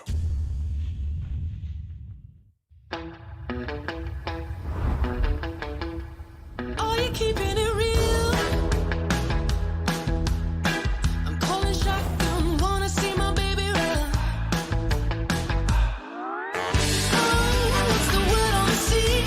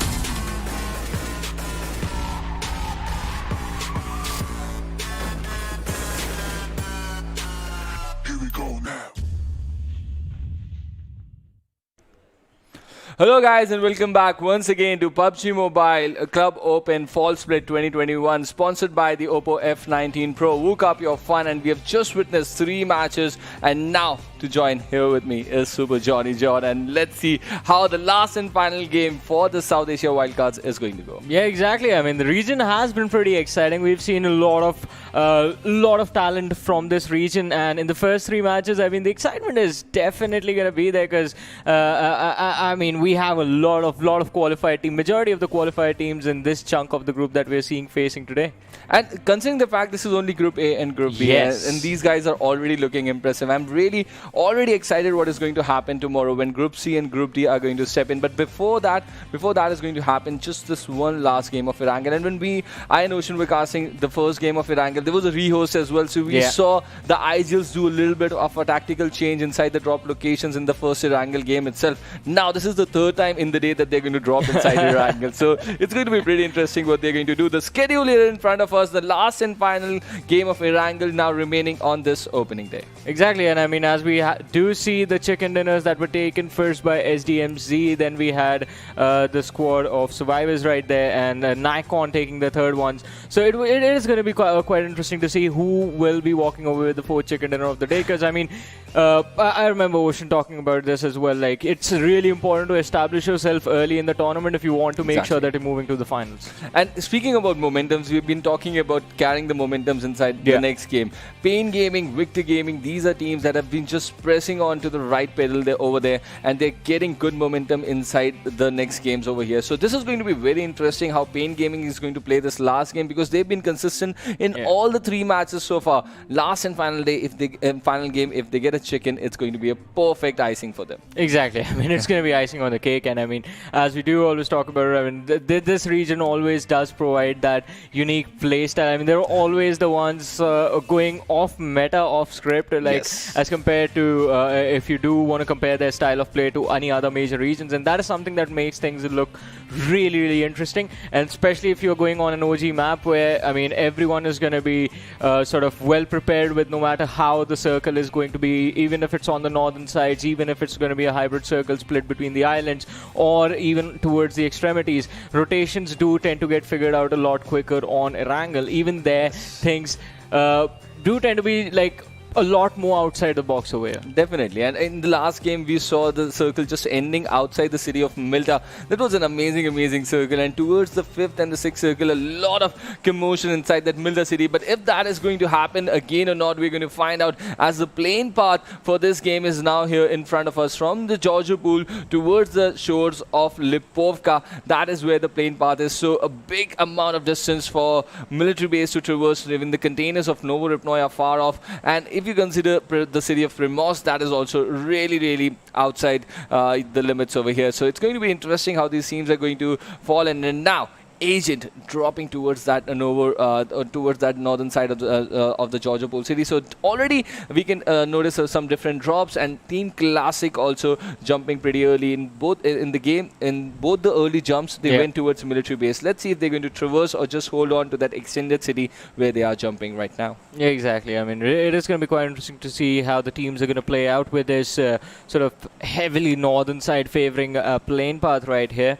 But again, so 3 teams have a really good opportunity right now to establish themselves as strong contenders, with Struggle, NAIKON and SDMZ actually already starting things off with 1-1 chicken dinners for themselves. But over on the other side, the northern Georgia Pool city right now looks quite cluttered up. We have squad of Zen present with the players from the side of Agent along with each other. And then, I mean, a northern Georgia Pool city, unless you are going for an early rotation, which I believe these lads might just have to do that right now, things can look quite annoying in the mid-game stages. The circle is quite central. Still, there is quite a big chunk of it covering the military base island. So I don't think this is going to be that stressful to the team, since almost every single one is already on the main island side. A majority of the teams already inside the circle.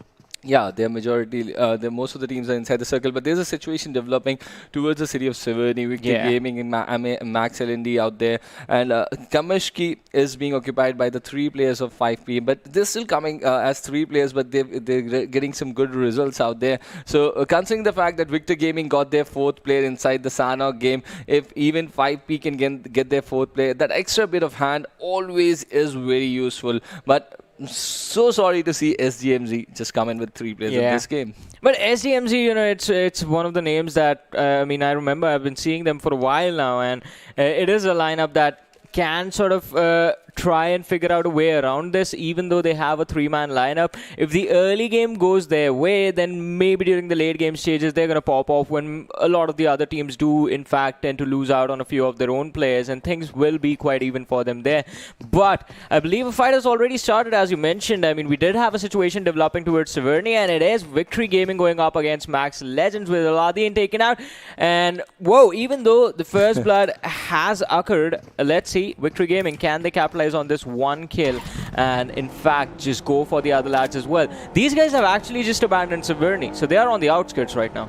Yeah, Warzone was not part of Victor Gaming in the first 2 matches, right? And he almost pulled that 1v3 off inside the final circle in Sanhok, and clearly getting the first kill over here. So the 4th player, just as he has arrived in Victor Gaming, they're just moving in the right direction. So that's a really good learning lesson for all the other teams that are present as 3-man team over here. The entire city control is now in the hands of Victor Gaming, and sort of Max LND is just staying away from the city for now. But they've got good areas to do it as well. But another, it's the last shots coming in, and WMG lose their 1st player. Yeah, and that is a major pickup right there. Soulless is one of the oldest players we've seen from this region, and him getting taken out will definitely put a little bit pressure on how WMG are going to look at the rest of the game.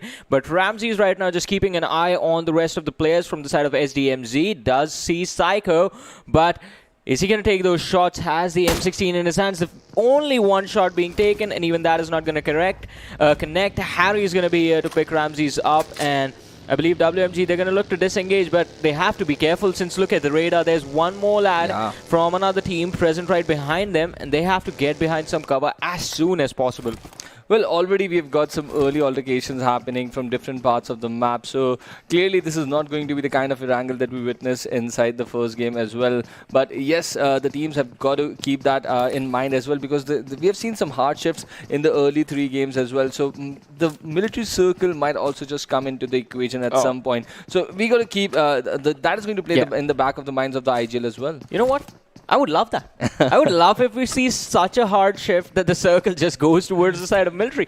That's going to be so amazing, because majority of the teams are either towards the center or towards the northern side of the map, up towards Severny, towards northern Nordipol City, Georgiopol, or towards the central parts. There's going to be Pochinki, Milta City. And if it goes towards military, everyone's going to be fighting for those bridges. And unlike other tournaments that, in the recent past, there's a hard shift in the second circle itself. We saw that happen in Erangel, in Miramar I'm itself. just happy we're not getting the western circles.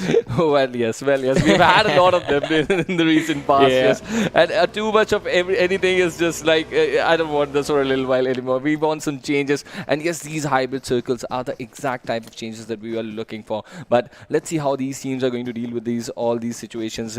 Currently, Team Classic, no, this is a team. Let's talk about this qualified team. They've been sort of trying to overdo things. I was really impressed with them in the first match, the way they were expressing themselves. But you got to put that throttle on, right? Yeah. Only then you're going to get the right results. Exactly. You have to time your aggression.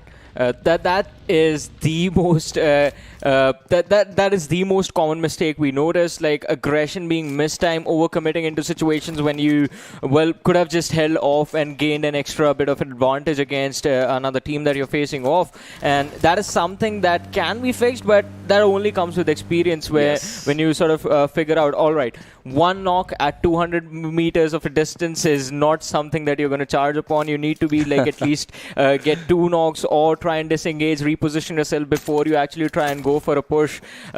Stuff like that, fighting in those urban area situations. How do you tackle? We have been talking about western circles, right? Gatka fights in the end are the most chaotic fights in the game. That all of that does come with experience, and that is what I mean. The younger lads, the qualified teams, as you said, are here here to do? They're here to prove themselves. They're here to take on the former challengers, the OGs that have been there. Yeah, and SDMZ, one of the OG squads, 3-man lineup, but with 1 kill secured against WMG. Really, and it's going to be very interesting how this young blood learns from all these experiences, because this is just quite early days, just the first day of the PMCO fall split. They've got to come back and play the remaining on the remaining 2 groups as well. So they've got to learn from the experience.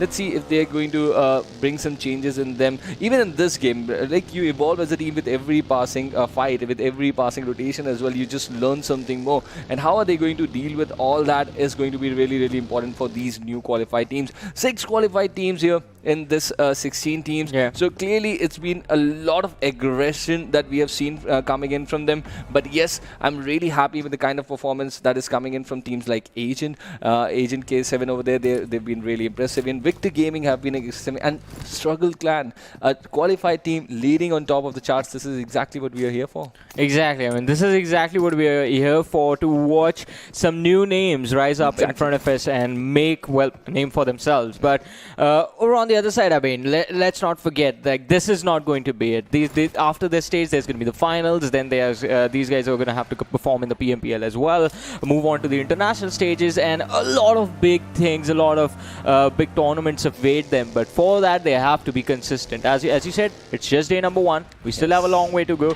Let's see. I mean, this match is also just getting started. Apart from that, 2 initial fights. In fact, one towards Severny, other one towards Mithita. In the last 8 minutes, everything has been quiet. And this is where also, as the first day comes in, the important thing, the veterans would be testing the water, right? They're watching and checking the aggression coming in from these new teams and how well are the other invited teams as well prepared. So they got to keep, they can't go with all the strategies in the day number 1, but Victor Gaming, they have found another team. That is the team of Siri over there. This is the Struggle Clan looting up Pochinki. So the team that looted up the city of Severny is up against the team that has looted up Pochinki. So already big rotations that are being executed in this match. That was quite quick for them to actually make it all the way towards Pochinki and struggle. It looks like they're going to be struggling a little bit, and yeah, we are sort of disappointed with the shift because it looks like it's going to be a central finish between Farm and Pochinki now. Yes, and WMG, they've already lost a player, Soulless. That was an early exit for them, but they went towards Novo Ripnoi. They're going to be the only team coming in from that military island. But apart from them, it's only Team Classic that is a sort of rotating in from the western sides. They're going to find themselves outside, but a lot of traffic already present on the western edge of the circle right now. So it's going to be pretty interesting how these lads are going to station themselves. But among this place, there's the area of Potato Hill. We cannot even watch that inside the map over there because it's so crowded. That's going to be a high priority location at this point, because position surrounding that Potato Hill quite open. If you do manage to get that high ground control, you can actually in fact put up a lot of pressure on a lot of teams and secure a lot of kills. But Trooper, my question to you is going to be, alright, so let's talk about this fight first. Struggle actually taking on the players of INC, and even though I believe Johnny actually started things off, INC Resha has been picked off, and yes, in the early stages right now. But Struggle, they're down 2 players. Kyrie in the early stages was picked off by Victory Gaming, and now Arco has fallen down as well. So it's going to be up to Dexter and Kenza to find their way out of this fight. And when I said find their way out, these lads are looking to disengage right now, which is actually a smart decision because it's a 2 versus 3 situation. But coming back to my question, so you've been an IGL yourself. WMG's decision to actually rotate towards the side of military base, towards Novo Ripnoi. What do you think about that? It's a really good decision, right? Because you got to play the waiting game. You got to survive. So it's always good to just make sure that you stick together as a team and be compact. And if you're finding a vacant space for your team to loot up, you're giving them that extra bit of time to find their favorite gears and the number of utilities and the back control. You're giving that extra bit of time to them. So it's really important, but they've lost a player as well. So that is something they got to deal with. If you're just moving to those vacant spaces, rotating back inside, so make sure that the strategy is there for that second plan, for that B plan as well. If you lose a player, how you're going to deal with that situation, all those strategies need to be really worked out. But in this game, WMG, I'm really happy because they've got a really big place to loot. And now when they come inside the circle, they've got this opportunity. Let's see what they're going to do. I mean, because as you said, I mean, for them coming back is definitely going to be a challenge, because when they start to rotate in, there's going to be teams waiting for them on the edge for sure. And based on where the circle is right now, it's going to be open area, so they're going to have to plan out that rotation quite carefully.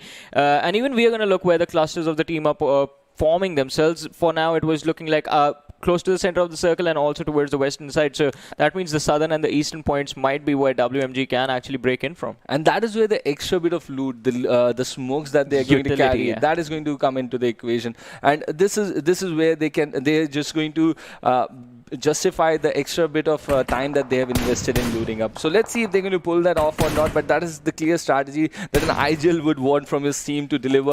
But now we are moving towards the center half of the map. The second circle is closing in. NAIKON already with a chicken dinner behind their back. They are finding Victor Gaming very close to themselves. But the split. Oh, nice. Another hardship. Yeah, now this is a hardship that we actually like, as a lot of open area. That means fights are going to be forced between these lads. And especially I do expect one fight to already break out with the players of SDMZ. They are present to the close to the shorelines of the main island, and WMG looks like they are moving towards that location as well. There are not that many compounds in this position. I believe whatever barn houses were, they are already under control of SDMZ and the other squad that's present. So WMG, they will definitely feel a lot of pressure, and I believe shots are going to be taken in their direction anytime soon.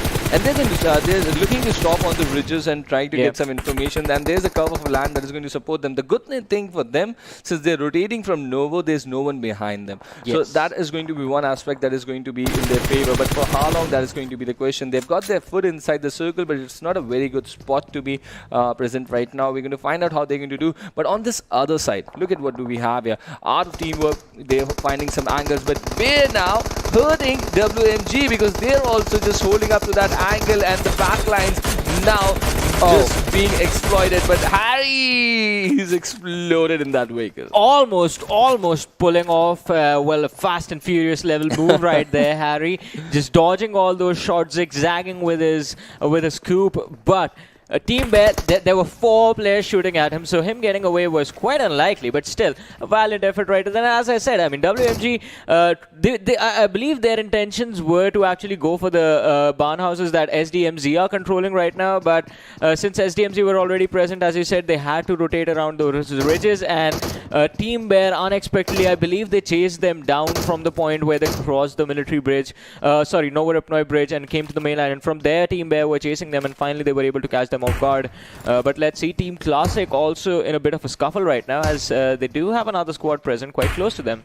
Well, they do, and these Kar 98 shot, quick scope and shots coming in with that 6x, and this is what Team Classic I'm talking about. They're just being too over-expressive. I like expressive teams. Yes, the teams that are looking to control and just making sure to show their presence inside the vicinity and just trying to do things. That is how you get some results. But when you overdo it, you don't get results. So they just got to put that throttle which we've been talking about. But now let's talk about NAIKON. They are finding themselves inside a very good spot. They've got a good height to play with right now. This is the compound of the farm that gives you that triple story building, and now they are controlling it beautifully. But it's going to be really important how they're going to deal with all these situations, because now on one side they've got Savage eSports, on the other side there's a team looking around towards the northern side, so multiple teams inside the vicinity. NAIKON really got to watch all of them out. Yeah, they have to be careful. They can't afford to give up this cover so easily at this point. The best strategy right now for NAIKON would be just to hold their ground and wait. Let the others fight. Just hold your position. If anyone tries to challenge you, then, well, you definitely have to hold your ground and just try and push them away. But you can't expose yourself. You can't be too aggressive in a situation like this. And look at that. Another hard shift from the circle deciding, all right, I want to go west now, to now the circle deciding it wants to head towards the eastern side. And this actually works out quite nicely for teams like SDMZ and Bear. Bear is in such a wonderful position. Look at them on the southwestern edge of the circle, completely isolated. But let's talk about this. Max Legends taking a fight against FN1, and Nazel has been finished off already.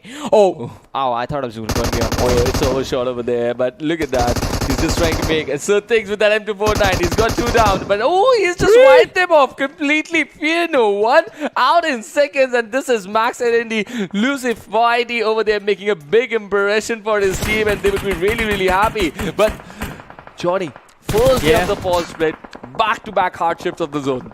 I mean, this is just going to be fun, and as we said, the South Asian wildcard region always brings a lot of entertainment along with it. This time, I guess the circle, the game itself is the one that's going to be entertaining all of us. In the meanwhile, Struggle is also going to get eliminated on the 15th position. Max Legends in a little bit of trouble as Zen catch up to them, and Bugatti is going to be the one finding the opening. But look at Payne. They are challenging the players of NAIKON, and Kelos, he is deciding to back off because there was no cover for him, no support. His teammates were looking in the other direction, and there was a little bit of a distance between them, like a few feet. But now that is something that Payne have actually capitalized on. Jimmy with a nade is going to try and dish out some damage, but even if the damage was dished out, Kelos is still going to be safe. He's sitting on the first floor just holding his ground. Oh, he's on the rooftop actually.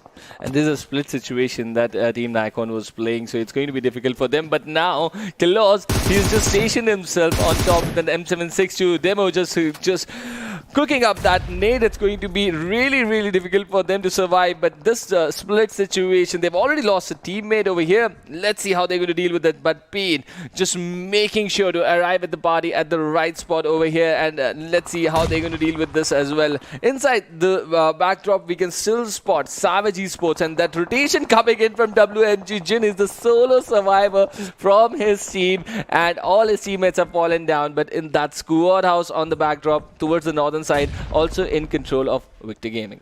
Let's see. Oh! Miracle taking a massive hit, and Kelos is going to find an opening right now, but he needs to go for the finish. So now in this position on that rooftop, he's quite exposed actually, because he can be taken down from the ridges, from the distance if anyone actually sees him. But WMG in the distance, they are going to get eliminated on the 14th position, so we're down to 13 teams. And since everyone is quite exposed, I do expect a lot of eliminations to happen within the next 3 minutes as well. I believe we are going to be down to like 9 teams in just a blink of an eye. But Miracle, how was he allowed the opportunity to fall down and get a revive? Kelos should have immediately gone for a finish right there. I actually like how they just trimmed down the pace of the fight. Yeah. Okay, after that knock, Team Payne Gaming just held on. No one actually, everyone stopped asserting themselves, and they just went for the defensive completely. And now, once they have Miracle revived, once again, they are trying to exploit the opportunities. Demo trying to pull off a utility over there, and they know that their players is split inside the situation. And Victor Gaming and Savage eSports have also got into a fight. But look at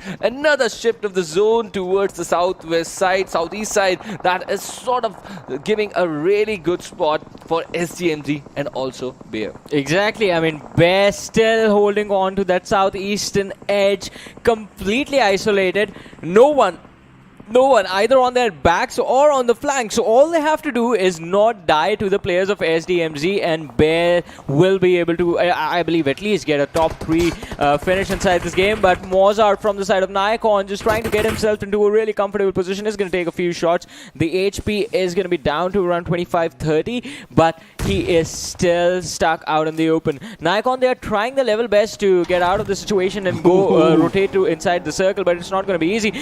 Look at the number of teams, look at the number of vehicles that are present. It is going to be an absolute death race right now, and that is what Spider is feeling. In the meanwhile, Max Legends taking an exit. Apex, shots from Eddie do connect, and they are going to be in a world of trouble right now. And it's going to be very important for SDMZ to hurt multiple teams right now, because they have the compound in the dead center, but the slam coming in the compound, and the nade is being cooked to control. This is Payne Gaming yet again, and look at this nade might just hurt someone. Who is going to hurt, and is taking one player down, and with the UMP he might just get the second one, but eventually Eddie gets pulled down, because this is Payne Gaming playing in numbers, making sure to control the situation. The entire team has just pushed inside a single story house. They lost 2 players, but made sure to hold up their ground. But Psycho, now how is he going to deal with this? He's got a Thompson with 42 bullets still inside his magazine over there. He's trying to take down one more player through that window. The revive being held over there, but look at this Payne Gaming deploying players outside, controlling the fight yet again. It's a really good domination coming in from Pain Gaming, and Opti is on a spree with 3 kills. I mean, right now, the shots of the sound of the gunshot seems like firecrackers just popping off in every single direction. Apex, they are stuck out in the open. I'm sorry, the squad of Art, and we do have Agent in the back lines. Just the smokes are the things that are protecting these two squads right now. On the other side, the SDMZ Psycho is going to be taken down by the players of the side of Pain, and that means Sam is going to be the one left standing and stuck, in fact, to face the aggression that's going to befall him for that compound by the players of Pain. In the meanwhile, though, Classic, they're going to look to find an opening, but they can actually capitalize on the fact that NAIKON is putting a lot of pressure on the players of Art. Agent from the backlines is going to see, I mean, the squad is going to try its level best to find another opening, but all these squads, now again, Trooper, as you like to talk about the change of pace, it has been swapped completely. A few seconds ago, we were seeing everyone just going at it with everything that they had, and now we are at a standstill. Maybe I was wrong.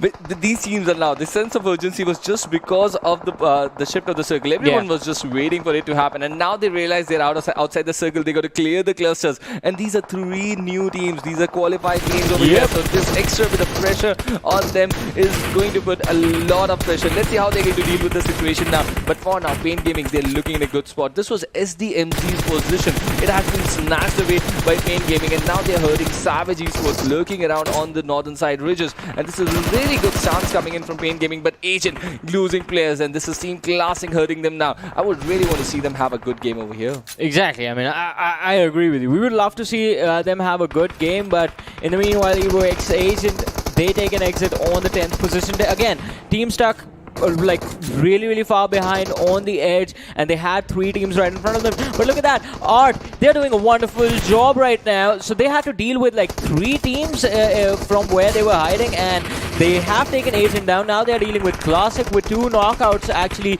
being secured, but Rambo is going to get knocked out by the players of SA Hypes, getting the opening right there. And SA actually did not need to focus on another fight. They are facing already a lot of pressure from the side of Pain, who, as we did mention, have a really good cover for themselves. But now here comes the slam for Classic.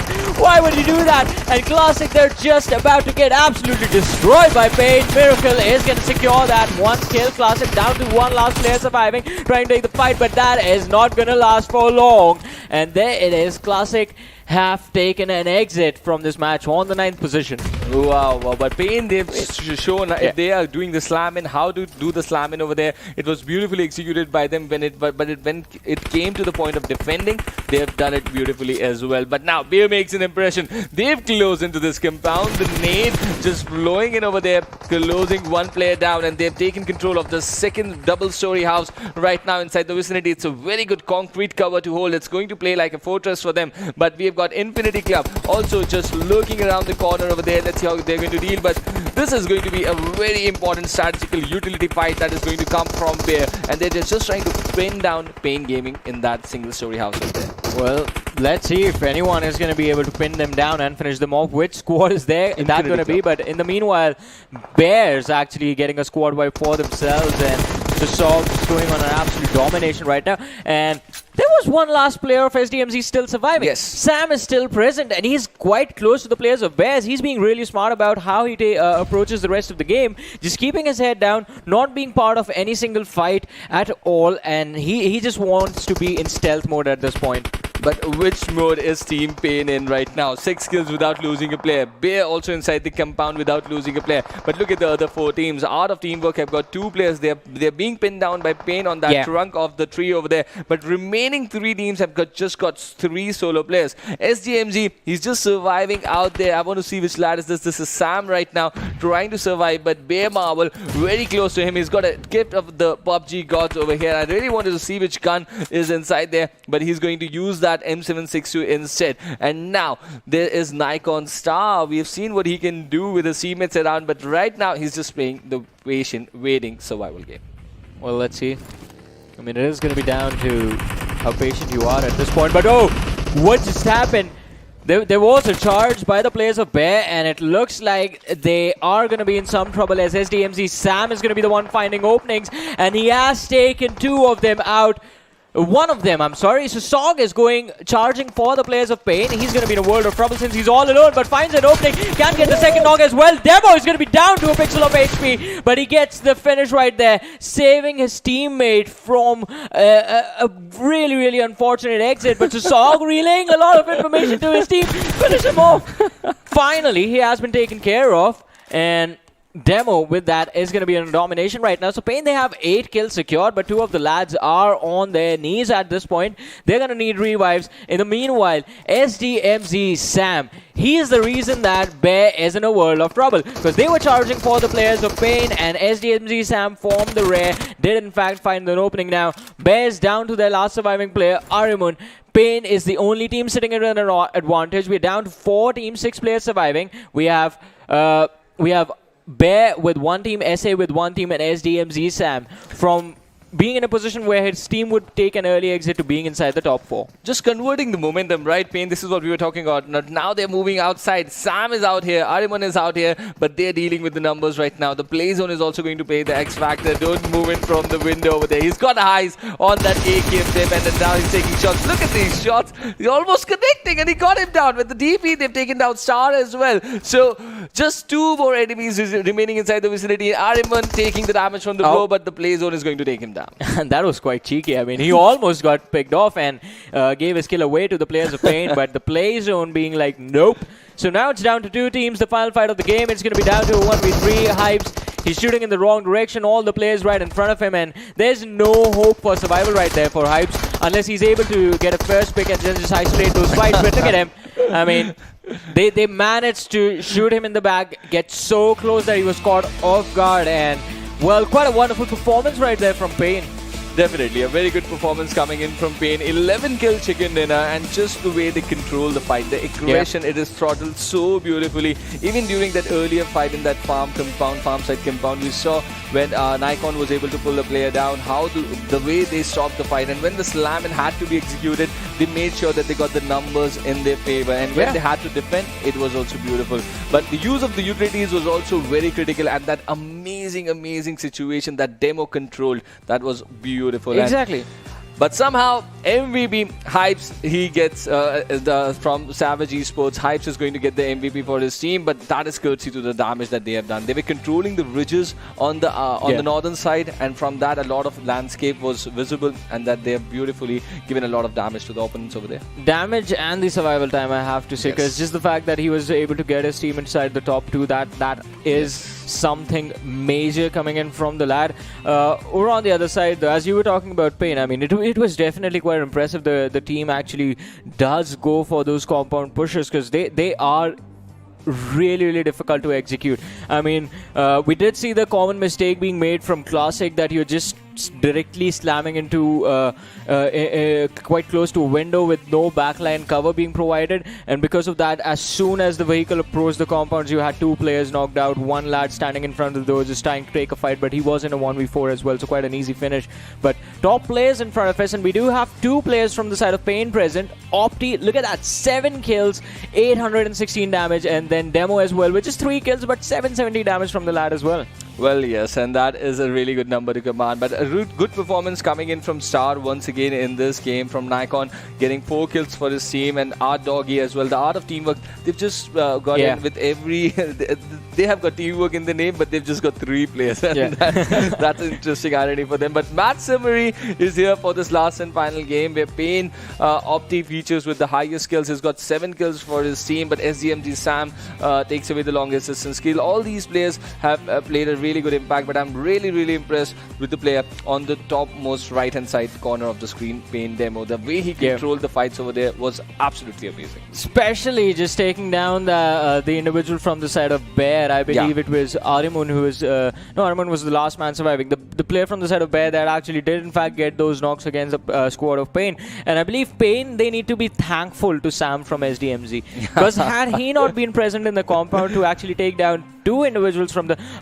not 2, 1 individual from the side of... from the side of Bear already before they even went for a charge on Pain, it would have been a 2 versus 2 situation, and then maybe Team Bear actually could have actually capitalized even further in that fight. But looking at the match rankings, I think Pain are going to be pretty happy with this. 26 points secured from this match, 11 kills, and then on second we have Savage Esports with 19 points. Consistency being rewarded. This is the icing on the cake that we were talking about, and Pain Gaming have got it over here.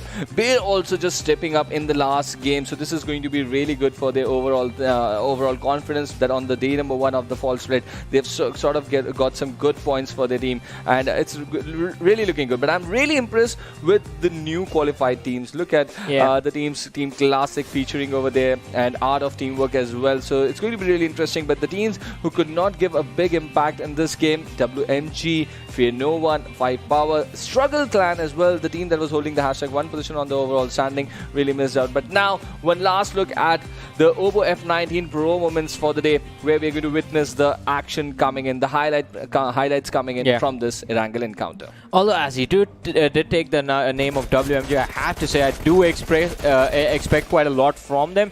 And they were in a wonderful position, or it looked like they were in a wonderful position, but then all of a sudden you see Bear closing in from the rear and just finishing them, like finishing a major chunk of the players of WMG in an instant. SDMZ tried their level best to take this fight, but Psycho, look at this. He should have actually already charged in when he knew his teammate had relayed the information that, alright, Pain are already indoors. He should have just jumped in through the window and just tried to help his teammate out. The moment your teammate falls down, it's already too late. You need to start about disengaging. Exactly, and it was really beautifully the way Pain controlled that situation for them. Not only that, they did not allow Art of Teamwork to sort of express themselves as well. They just made sure that they, just with a regular time interval, they deployed a nade or a molly in their direction so that they really could not regroup and just become a problem for Pain Gaming from behind. And the way they have just controlled this fight is really amazing. In the last moments, this was a 1v3 situation for Hypes, which he clearly could not capitalize. And now we're going to watch the overall ranking, and Pain Gaming, they are right on top of it. Yeah, and they have a little bit of a safety cushion as well. 63 points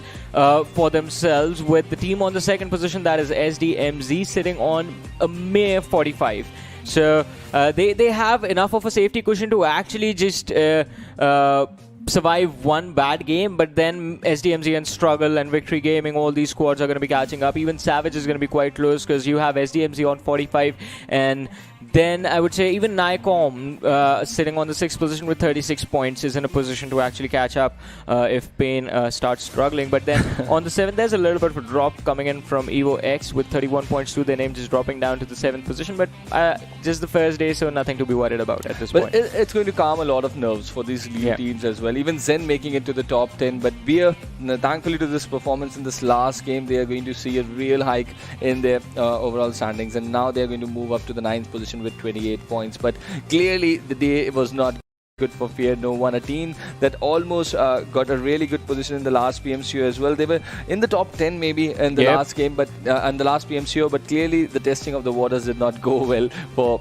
Fear No One on this opening day. I mean, there are some of these names that are quite legendary as far as this region, the game is considered. I mean, they have been here for the longest time. But looking at the kill leaders and talking about legends, I believe it is time for Demo to actually make himself a legend. Look at this, 14 kills today, 2,126 damage, survival time average of 23 minutes 21 seconds. It is impressive, but there is a chase going on. Hype sitting on the 2nd with 10 kills to his name. We have Opti from Pain as well with 10 kills to his name. Then we have Kenza with 9, and Zed on 8 kills, sitting on the 5th position. Well, these are the overall kill leaders for the day, but I'm really impressed with Demo over there. Kenza also looked really impressive and multiple patches over there, so it's going to be really, really important. But still, this was just day number 1. The likes of Group A and Group B, we have really got teams like King Ranger, Mark Penn coming in from Group C and Group D. But all that action, ladies and gentlemen, is scheduled for tomorrow when Group C and Group D go ahead for their first set of 4 matches. So we will be back there again tomorrow with a lot of action. So make sure to tune in. And this is Rupa, Johnny, signing off for the day from the first day of the South Asia Wildcards Fall Split 2021.